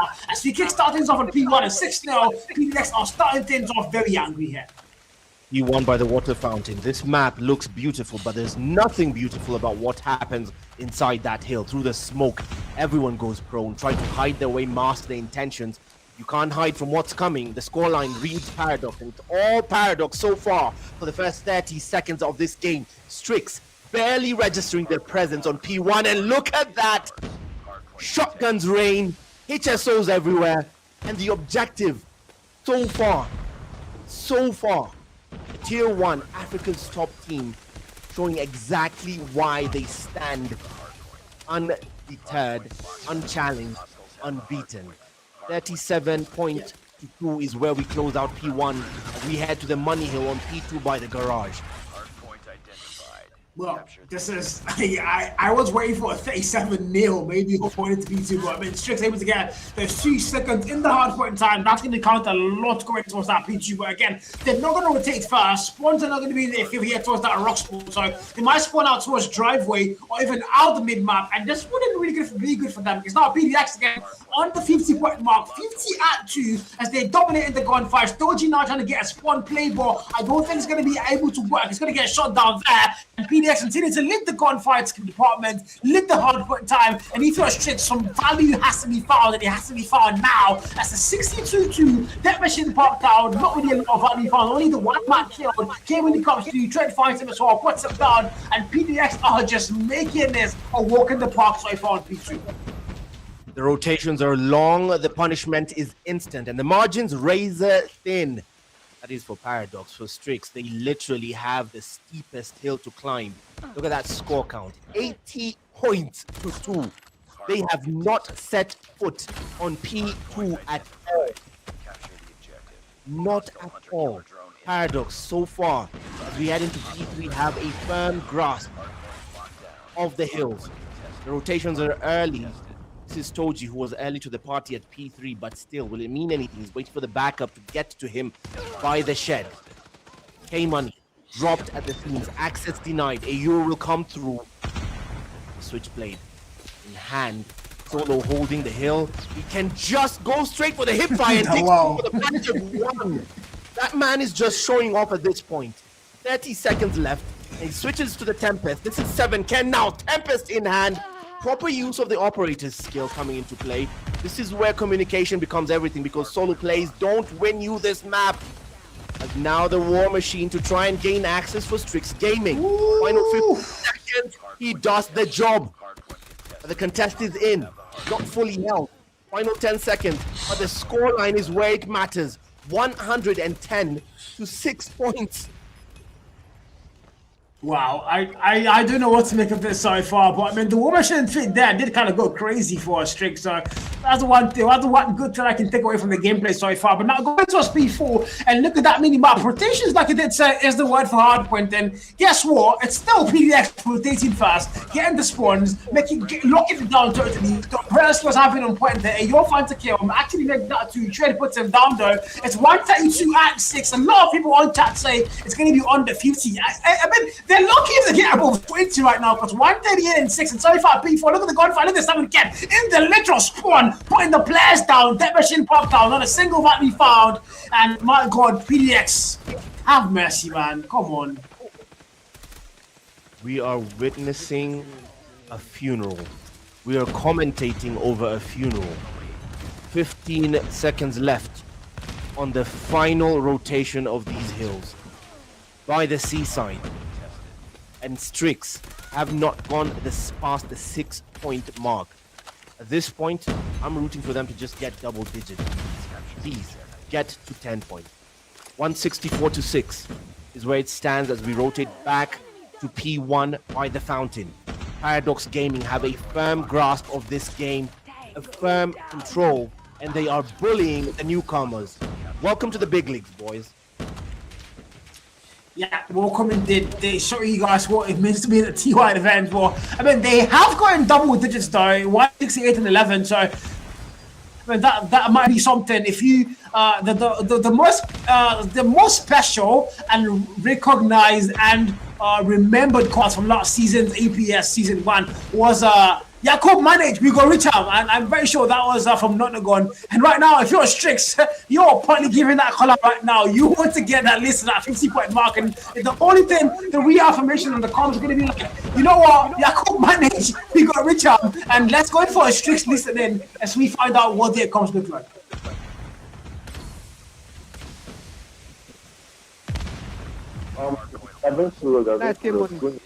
Yeah, One is there, come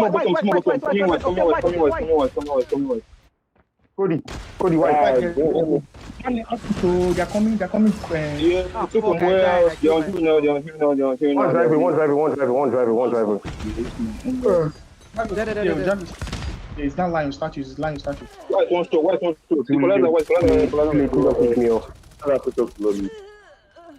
white, came on the white. Came on the rock. Yo, Damn. They have them white. Tomorrow going from driveway. One is there, driveway. Dead. Shotgun white. They have driveway. Two more few. When you come from lobby. Yeah, lobby, come in front of you. Yeah, lobby go me. Lobby still. Just contest you. Eugene, I think that's how they're good. They were calm, too calm. I like it. Very calm. Honestly, I was trying to make out what they were saying. Honestly, I was trying to listen to what they're saying in the call out there because it sounds more like they're out of ideas. They're getting the call outs right. Yes, they can point to a player. This is I heard someone say Ruin is here. Yeah, where money? Where are you? Yes. The call outs are impeccable. But the problem is they have no idea on how to handle the Paradox players. I can hear it. You can get the guy, you can see the guy, but you won't get the kill on the guy. Because now the scoreline is bringing this game to an end.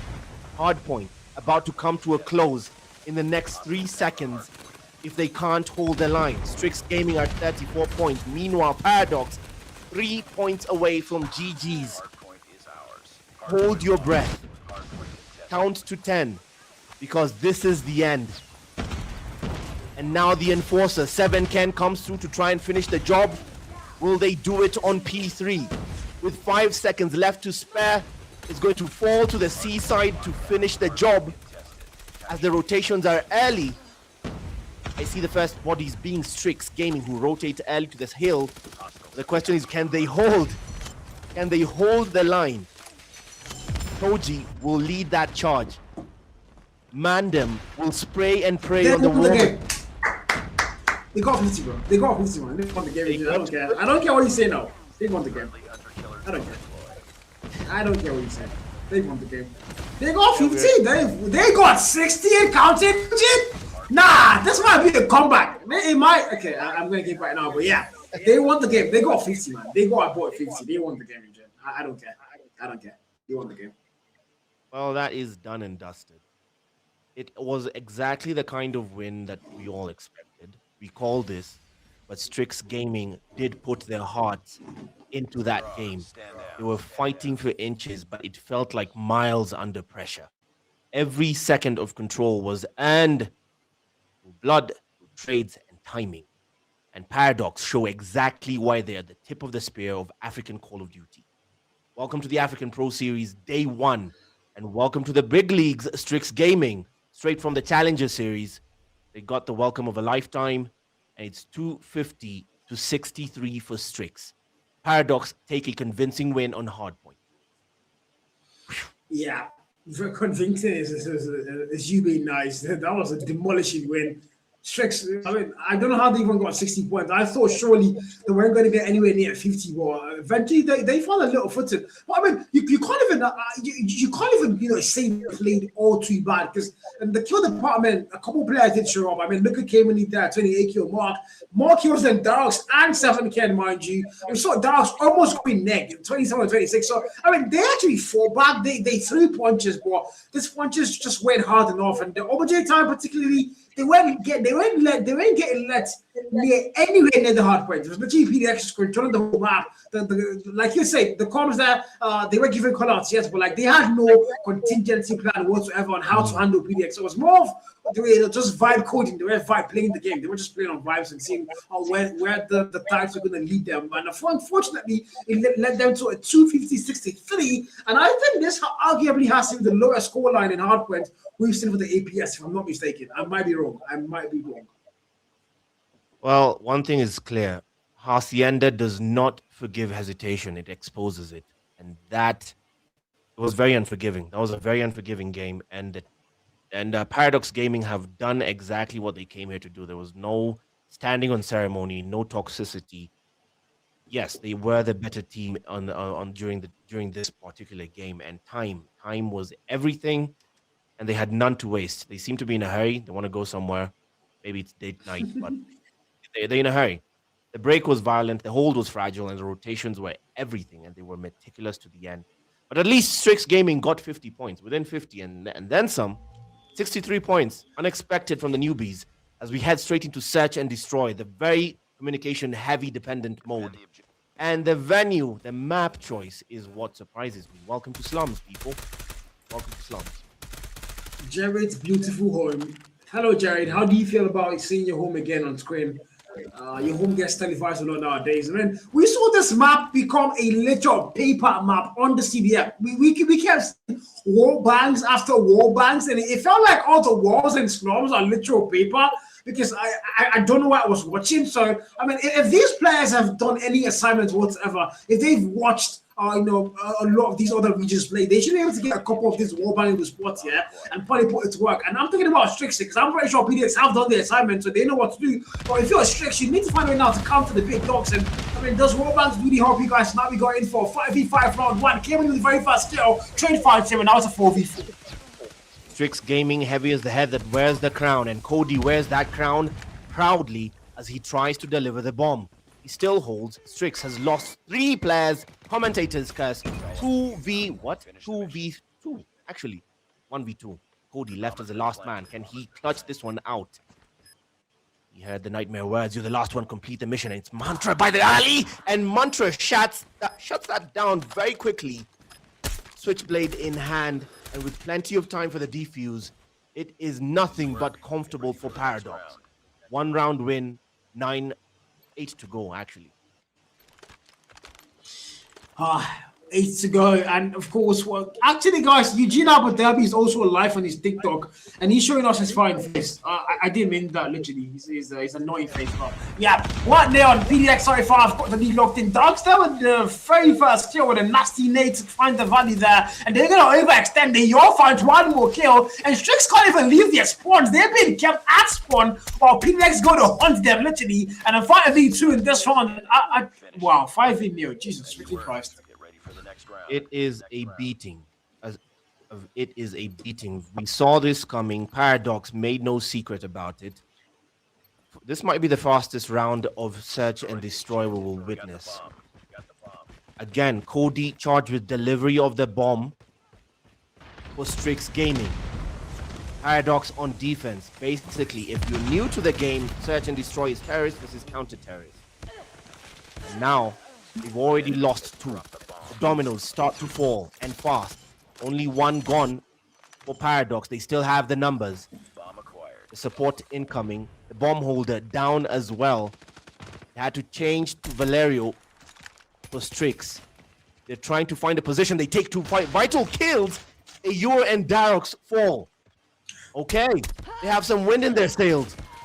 This is ruin. Instant trade. 7 Ken takes 2 for the price of 1. A fire sale now down to a 1v1. Valerio might not go for the bomb plant. It might fall for the gunfight. He is hesitating. That might be a mistake. Is it hesitation or analyzing where this man could be? At this level, mistakes. Yeah, I think it's probably what you love. Check your corners. I think that's exactly what the one is doing. Check any corner possible. He's doing exactly that. He's going to get the bomb planted now. So 7 Ken is going to get put to notice that 42. He's got a PKM, the wall bangable gun, the best weapon for wall bang in the game right now.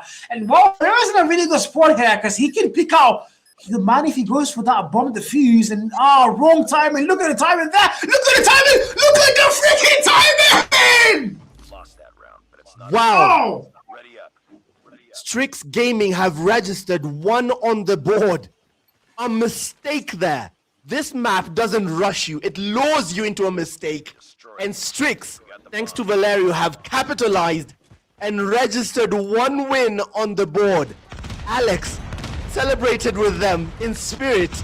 You can see her down there celebrating that 1 round win by Strix. The score right now reads 2-1 in favor of Paradox. But can they build off that momentum? We'll find out. It's still Cody charged with responsibility of putting down the bomb. They've lost Toji. It's a 4v5. The info, not yet out. Darok's waiting with bated breath through the smoke. Spray and pray from 7. Can Darok still wait? Cody and Valerio not in a rush. Sneaky men. Hey, you're not rushing this either. Valerio will try and commit. Cody elsewhere as well. Still measured. Valerio falls to Mantra. 7 Ken. Plenty of backup. Mantra takes 2. Mandem falls. Down to Cody. Last man standing. Finish it. Cody falls, and so does the bomb.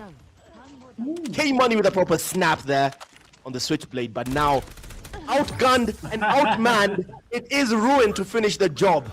3-1. Yeah, 3-1, and I mean, PDX again showing why they're the number 1 team with African. They are the defending champions. The throne is still theirs, open to a contestant. So far, no contestant are they now? The Strix have 1 round to their name, though. I think that's a very important milestone here. Look at though, it didn't start off early. Equals traits, yes. Mantra now claims a double. Mantra claims 3. He might get 4 there. Mantra going in. Swipe still a hand. Make it 4. He might get 5. It's 1 more player. Mantra for the freaking ace. Count it in, Mantra. Please. Oh my freaking God. He does it. The ace. The freaking ace. Oh my God. I thought we were going to. Wow! We got the bomb. I thought we were going I to. have no words, Eugene. I have no words anymore. Mantra is showing off right now, and he's dropped this time round by Toji, who snaps on him first. Mandem adds a euro to the tally, but 7 Ken will trade instantly. It's Mandem who falls. Toji instant picking on Ruin. Darok's left with 7 Ken. They can hold themselves. They've proven themselves able and worthy to hold the line. Darok's will lead the charge. Retreats for the moment. 7 Ken measuring. That's Toji trying to take aim at the back alley there by the dumpsters. Sniper on sniper action. The Tundras will do the talking. They've said to hell with the objective, to hell with the bomb. We're going for the gunfight. Toji goes for it. Toji claims 7 Ken. Machine pistol switching to your sidearm is faster than reloading. Captain Price will be proud. Darok's left with the nightmare words. You're the last one. Complete the mission and a snap from Toji. It's not over yet. Ready up. Let's go, gang. Let's go. 4-2, and Strix are fighting back. That's one thing I wanted to see so badly. They are punching back, throwing heavy punches here, and fighting the ball. It's more of a case of Homelander against Ryan, his own son. So if you're Strix, can you outmatch Ryan right now and possibly put Homelander down? But 7K with the first play to confirm things up here. That's the very first kill. He offers 1 more. Toji finally showing up for his side. Now Toji finds a double. Toji gets put down. Numbers are very close though. Cody finds another kill there. And wow, I think they are finally waking up here, Eugene. They are. They have found their footing. They have found their footing. But just for the moment, will it mean anything? Will it amount to anything where it matters? Can they get the actual value? Can they get the kills? Strix Gaming, they are showing signs of life at some point, but completely overwhelmed in others. Again, it's still Cody to carry the bomb for Strix Gaming. We start again, round number 8. Cody spray and pray through the smoke. Proverbial Batman, as now the trades are instant. Falls to a 3v3. 3v2, 1v2. Toji left. Nightmare words. Good night. Bye-bye. 7Ken finishes the job. This rounds are running really fast. Even the rounds STX win are also running really fast. It's no, we're not having any time to analyze the actual rounds in between, but 6 and 2 now going all the way to around 9. The natural finishing line for this S&D itself in Africa. So you go in again, Mantra with the win. I won't forget that ace in a hurry, will I now? Valeria finds a kill trade, finds him, puts him down 4v4. Love, wow, Warbang's been looked out for there, but nobody's falling. Mantra almost gets that lucky shot, but Cody takes the kill down to the ball plant. It's not going to happen. Cody says, not today, man. Puts him down. And if you're PDX here, you don't have numbers to work with. It's 2v4. As Strix look like this might be their third round. This is where composure becomes the most valuable weapon on the map. It rewards the calmest when everything is falling apart. Can Strix Gaming stay calm when things are falling apart? And not by Chinua Achebe, but still, things are falling apart. Mantra and 7Ken, the only ones left for Paradox. Mantra claims Toji. Proper snap on the Tundra there. 2v2. Mandem and Cody. Mantra faced the wrong way. Why did he turn his back to the man? 7Ken goes long on the automaton, claims the kill on Mandem. Now it's down to a 1v1, straight gunfight. Who is the fastest gunslinger? Cody holds the switchblade. 7Ken. He saw him. The PKN. He saw him. He saw him. He saw him. Freak you. He saw him. He saw the man. Just to ask you, Jin, don't you get an ace? I'm just a lot of A's on chat. I don't believe I saw an ace. Don't you get an ace? Yes, it was. He did. Did get an Oh! So Mantra and Toji both have aces. Okay. Wow. Wow. Just wow. That is exciting. Yeah, it is exciting. Look at that. The ambition on that wall bang attempt, honestly. That was a very ballsy wall bang attempt. They're going straight to plant the bomb. The info is out. They have 40 seconds to take action. The roles have traded. It is Paradox with the responsibility of putting down the bomb, which they've done successfully. But now an onslaught as the dominoes fall. This is Cody, who claimed 3, and Darks with the final kill. And now Toxicity as the bomb site. Strix Gaming, are you kidding me? Are you kidding me? Let's go.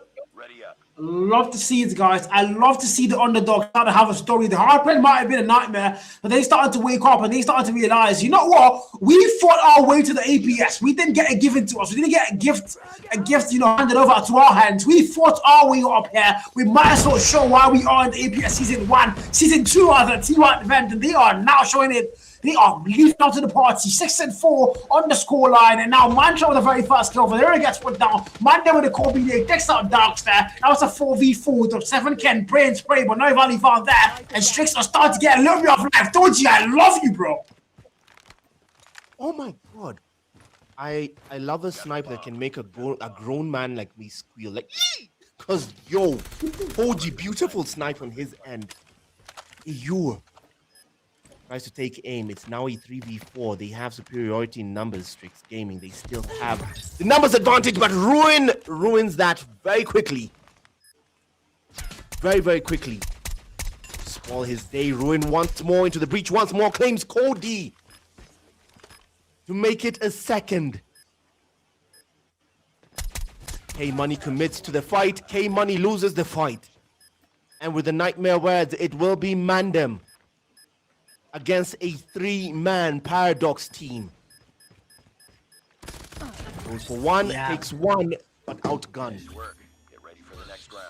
7-4, 7-4. And PDX, 2 rounds away now from going to control with the lead family locked in. Strix Gaming on the other hand, I mean, they fought up a fight. Nobody can deny that. They fought up a very tough fight here. I mean, to be honest, I was expecting a 9-0, 9-1 S&D, but 7-4 so far. And I think they're even going to get probably 1 more or 2 more rounds. Maybe even a comeback story. You can even tell, but first kill found. I think that jinxed it. Yo finds kill. Cody puts a Yo down. Trade's going to come to instantly there. Cody falls. Valeria finds Ruin. It's a back and forth. Kill my player and I'll kill you. Toji comes in for the chicken thins there. Valeria finds 1 more. Now it's 1 more player and a 1v2 for PDX. And it's not looking good for Dark. With a shotgun in hand up against an SKS and the sniper in hand. I I am loving this man, Toji. He is willing to drag this Strix team all the way, but Darox did not read the script. Shotgun to the face. He walked into that, and now a 1v1. Are we watching the same footage? It's Valerio left. The nightmare words. Bomb is down. 40 seconds to take action. Now he has to take down Darox. Arguably Africa's best player. Ego challenge. Ego, bro. Why? I mean, you have no reason to make that move. Like, Darox had no reason to make that move. Not at all. That was a little SKS. He could hear the SKS shots being fired. Why would you want to pick that? I mean, I don't know what that was, but yeah, STX is going to get one more round because of that Joyce there. 7-5, round 12 done. As we now make our way to around 13. Yeah, Eugene. Round number 13. This is Darox. They took hard points convincing. There is a fight back from Strix Gaming on Search and Destroy. They refuse to die. K-Money falls first to Ayur. 7Ken takes aim. Toji claims and trades in with Mantra. Ayur, immediate trade, takes Valerio. Mandem hunts. Mandem lurks. Mandem has nothing. Ayur, instant trade. It's a 4v2, 4v1, down to Toji. Being pursued, the inevitable destiny always arrives. 8-5. One more round. Surely one more. The end things here. Close things off. Start a new chapter on the control. But if you're strict so far, keep your heads up high. There is still a chance. There is still one more shot of glory to probably win the S&D and force control. And in a world where PDX drop a map on the first league day, I would be insanely happy for that. But no, I'm jinxing it now, aren't I? Mantra finds a kill. Downs finds one as well. Ringo is in. Doesn't find that one. Kimberly puts him down. Mandem falls. It's a 4v2. And Strix Gaming have no numbers whatsoever to go to walk with that. Oh my god, that was clean. But the trader puts him down. Now it's all down to Valerio in a 1v4. 1v3 rather, as Mantra doesn't really care. Deals the final blow, puts the man down to the ground, and 9-5 is the scoreline. As PDX are going to claim Search and Destroy, and we go to raid where, mind you, Strix, they need to put up a pretty good shot. Wow, that map is small, but the pressure feels enormous, and it was weighing down on Strix. They tried. They actually, I have to give it to them. I have to give it to Strix. They fought back. Oh man, they fought back with the little guys. They fought back. 9-5 is not how I expected that fight to go. 5 wins is not how I expected that to go at all, Cal. I was not expecting that at all. Not one. I was not expecting a single win, honestly. But 5 against Paradox. Now, there is some life in Strix. They have a recipe there, and it might work. They just need to refine it. The story told by the numbers, and it is a 19 kill count for Mantra on Search and Destroy. Impact player for Paradox. 7Ken comes in close with 11. But Mantra dragged his men to the finish line. Valerio tried to do the same for Strix Gaming. It just didn't work out this time. But impact player for Strix Gaming was Toji. The counter sniper himself, that man. Yeah, just unfortunate for them how they ended, because I mean, getting A's against VDX, I don't think that's something a lot of players can beat their chest and say, I got A's against VDX. So, I mean, Toji, you have accomplished something quite impressive on match day 1. So that's something that can carry the team, going forward. No doubt. But again, PDX are going to just, close things off here quite firmly as they close off Hardpoint and S&D. They've won the series for sure, but well, they have one more map to prove it here. We've seen Nova win 3-0. We're seeing Cyclone win 3-0. Now, we're looking at seeing PDX also go and get a 3-0. So, are they going to do it, or are we going to see a NATO and S7 kind of fixture where Strix somehow force a control map to end in their favor? I don't know. Is there any chance, Gigi? What do you think? I'll be honest, I am looking at a control blender for Strix. I'm taking this purely off Hardpoint. Hardpoint was a massacre. I think the respawn modes, the respawn heavy modes might be a bit harder for Strix because they had a chance with S&D, because S&D is a one chance thing. Basically, you just get one chance. You just have to catch a guy, you know this guy is better than you, but you just have to catch him asleep at the wheel. That's search and destroy. Control is not the same. Very unforgiving. Very unforgiving because you have to depend on both gunfights and measuring the life count. But based off the gunfights we saw on Hardpoint, I was not convinced as of yet. This might be a very easy win for Paradox.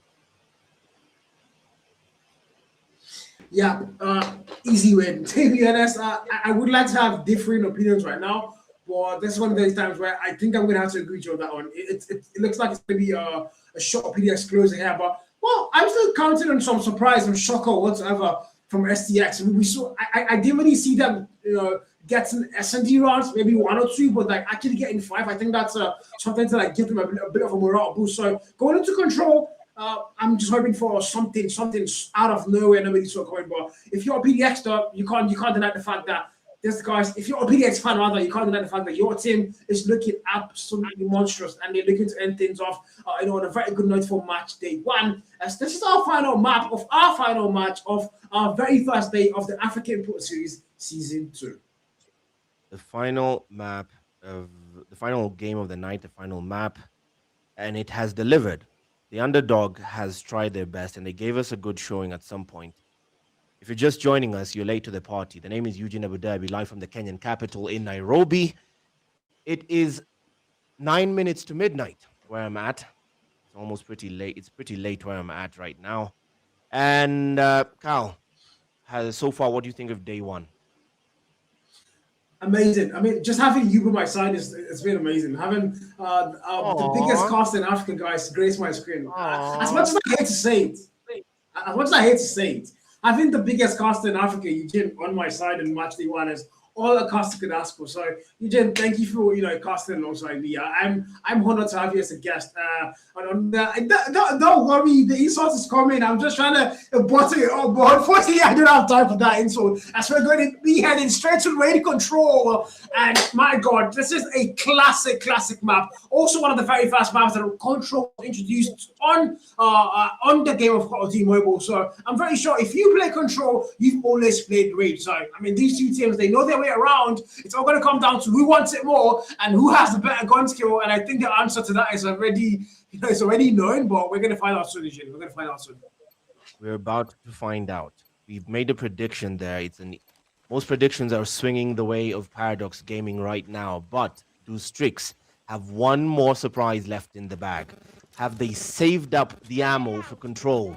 30 lives shared apiece between both teams, and the objective of capping the points begins now for the penultimate game of this night. It's Fight Night, people. Paradox Gaming versus Strix Gaming. Raid Control begins now. Take it away, Cal. Yeah, here we go. And Control starts off. And Strix actually have the live count, by the way. This is what I did hope for. Can we finally see them start to get a little bit of motion here? 24 and 23. I jinxed it a little bit too fast, didn't I now? But the flag capture on the B flag. One tick about to get locked in. Actually, one tick locked in. 2 more to go. And now we see a Rin making an overextension towards that spawn for Strix Gaming. And if you're a PDX now, I mean, you're looking in a very good spot. The lights are very close. Don't forget that, though. Rin is still going. 6-kill mark. Almost got 7. But with a flick on him, puts him down there. And they still fight it back. But so far, map Control definitely in favor of the boys in blue. So far in favor of the boys in blue. Paradox have the actual control of the objective. The objective, though, meant to be met by Strix Gaming. The objective of capping the points was supposed to fall to them, and now they're falling into a blender in that attempt to try and get at the A side. Big mistake. They started off so well. They kept it neck and neck in the life count from 20 to 24, 24 to 24, and now suddenly that attempt at going at the A side has fallen apart at the seams, and this is Mantra just showing off on the Tundra. Final 20 seconds. Keep your eye on the clock. You won't even get there because, yeah, it's over. Round 1, Paradox. Okay. I mean, not much of a shocker myself, but I mean, STX actually started the game a little bit, really well. But yeah, PDX eventually just overpowered them there, outgunned them as well, and now came with the first nade there to find a kill, first blood found, but it's not really going to count for much because Valeria gets put down. Kemedy finds a double though, Dogs gets put down too. That was a headshot, I think, and right now it's a 27 and 28, and once again STX are going to start things off well, but I just say well, they are going to lose a life count. You know what? I'm going to stop casting now, Eugene. 26 to 23. So far, look at it. Same script. Strix hold. At some point, this thing pretty even to the life count. They're matching the gunfights for Paradox. They're meeting the challenge. Now the score streaks come into play. Hunter killer drones flying left, right, and center. Trophy systems fall everywhere. Predator missiles falling at the seams. This is Toji on the XM4, the automaton trying to speak. But the objective falls to Paradox to cap. They go for the Madman strategy and go for the A site. Again, Madman strategy because normally the conventional move is go for the B site, which is arguably easier, and then waste the rest of the time on gunfights as we head towards A. They chose to go for the A site, and they committed the numbers. That leaves the life count almost neck and neck. Strix, so far, maintaining a staggering distance as Paradox cap the A site and extend themselves a lifeline by 1 minute and 50 seconds. But will it mean anything? Didn't get to use the Sparrow. Valerio dropped at the seams by Mantra. This man moving around the map on a respawn mode, holding a Tundra. If showing off was a person, that is Mantra. 15 to 9 lives, 15 to 8 commentators curse as they close out on taking the B site. Paradox are in a hurry. Let's go home. Let's go home as the second round falls the way for Paradox. Yeah, I don't know. Much of a shocker? The answer is still no to that one, but 30v30, round 3 locked in. If you're STX, you have one final chance, one more shot here at redemption, bro. And not a lot of redemption if you can't get them against a team like PDX. Because I mean, to be fair, the RPDX, I don't think a lot of your fans particularly expect it too much, bro. I mean, they've actually put up a fight here. They've put up a good show. And now PDX are looking to now close things off finally and put a fries in the bag here. 28 and 27 so far. Strix going to start things off. Well, not really well this time. This time I didn't jinx them, guys. They actually started off not in the best fashion. They're going to lose the life count. Kami with the equalizer popped out, trying to go for that spawn push, bro. It's literally nobody's funny. I mean, they have to die to spawn there, don't you think, Eugene? Yeah, they do. This 2 zones, one life cycle of pressure and constant unforgiving trade. 25 to 19 is where we stand. This Strix tried to hold the line, but completely overwhelmed by this Paradox side, showing exactly why they are top of African Call of Duty. Why exactly they were the team that represented and made history, flying Africa, not the African flag, but carrying the continent on their backs on the Call of Duty Mobile World Championships. This is Paradox, who have reduced the life count, Strix down to 9 in an instant. Blink and you miss it. A complete blender, and Strix unable to even meet the objective by any point. They have not been able to capture a single point. Not a chokehold. Not one. The clock will kill them off before Paradox do. As Mandem commits to the A site, I'm leaving here with something, he says. I'm leaving here with something. And now down to 2. Mandem and Cody. This is the end. As we draw it down, it is rubber stamped. Paradox have taken a convincing 3-round win. Map after map after map. Hacienda was convincing, 250 to 63. Slums, Search and Destroy was a bit of a pushback. Strix registered their presence with 5-round wins. But Paradox overwhelmed them with 9-round wins. And Raid Control, dread it, run from it. Destiny always arrives. Paradox remains Thanos. They remain Thanos, man. They do. They do. I was just watching that game with actually nothing to go and say that around 3. They didn't even give them a chance to do anything. 25 kill mark for win, and only the 8 deaths. That's about, if I'm not mistaken, that's almost that's a 3-point KD. It's almost a 4-point KD. 3-point KD for sure. 3.10, I think, KD. 24. Well, I mean, that was clear. That's clear. You can't deny that whatsoever. 191 impact for the man as well. And I mean, this is the thing about PDX. If Ayo doesn't get MVP, Rune is going to get it. If Rune doesn't, Mantra will show up. If Mantra doesn't, Darox will show up. If Darox doesn't, 7Ken will show up. But I really haven't seen a lot of Darox today. Give me what I want to see from him. But man, the fixture is won, the series is done, and Paradox Gaming are going to be only your third team to win 3-0 today. So 3 matches in a 3-0. The only anomaly was CR7 and NATO, which ended at 2-1. Wow. A nice way to end today's event. It was an absolute pleasure. It was an absolute pleasure. If you're just joining us, welcome to the ending of the African Pro Series Day 1. And I will be signing off. The name is Eugene Abu Dhabi, live from the Kenyan capital in Nairobi, and it's exactly midnight. Yeah. And I will be heading out. Thank you, Kyle, for calling me on today. No. And Kyle, I'll leave you to hand over to a very capable analyst, Hijo, Alex. It was good seeing you guys. Kyle, say that. Get the last word in. Yourself. Yeah. Again, big shout out to all of you that came to watch the streams. We had close to 300 streams today on the YouTube stream. Talk about TikTok having about 30 on the ASG's TikTok, the account TikTok, the watch parties, Die Hard, Tony, Steven, and even Eugene went live, guys. So everybody else who watched parties that I couldn't call out, thank you so much. We looking forward to match day 2. Match day 1 was an absolute banger, and of course, special shout out to production behind the scenes. Jared doing a lot of the heavy lifting, and of course, our analysts Kijo and Alex. Thank you so much for making today a wonderful segment, and we're looking forward to see what's going to happen on match day 2. And for now, we are signing out. I am currently in Shanghai, China. And the man, where's that man? He's in Nairobi, Kenya. I don't know where that is in the world, but okay. Well, I'm in Shanghai, China, guys. Have a lovely evening and goodbye.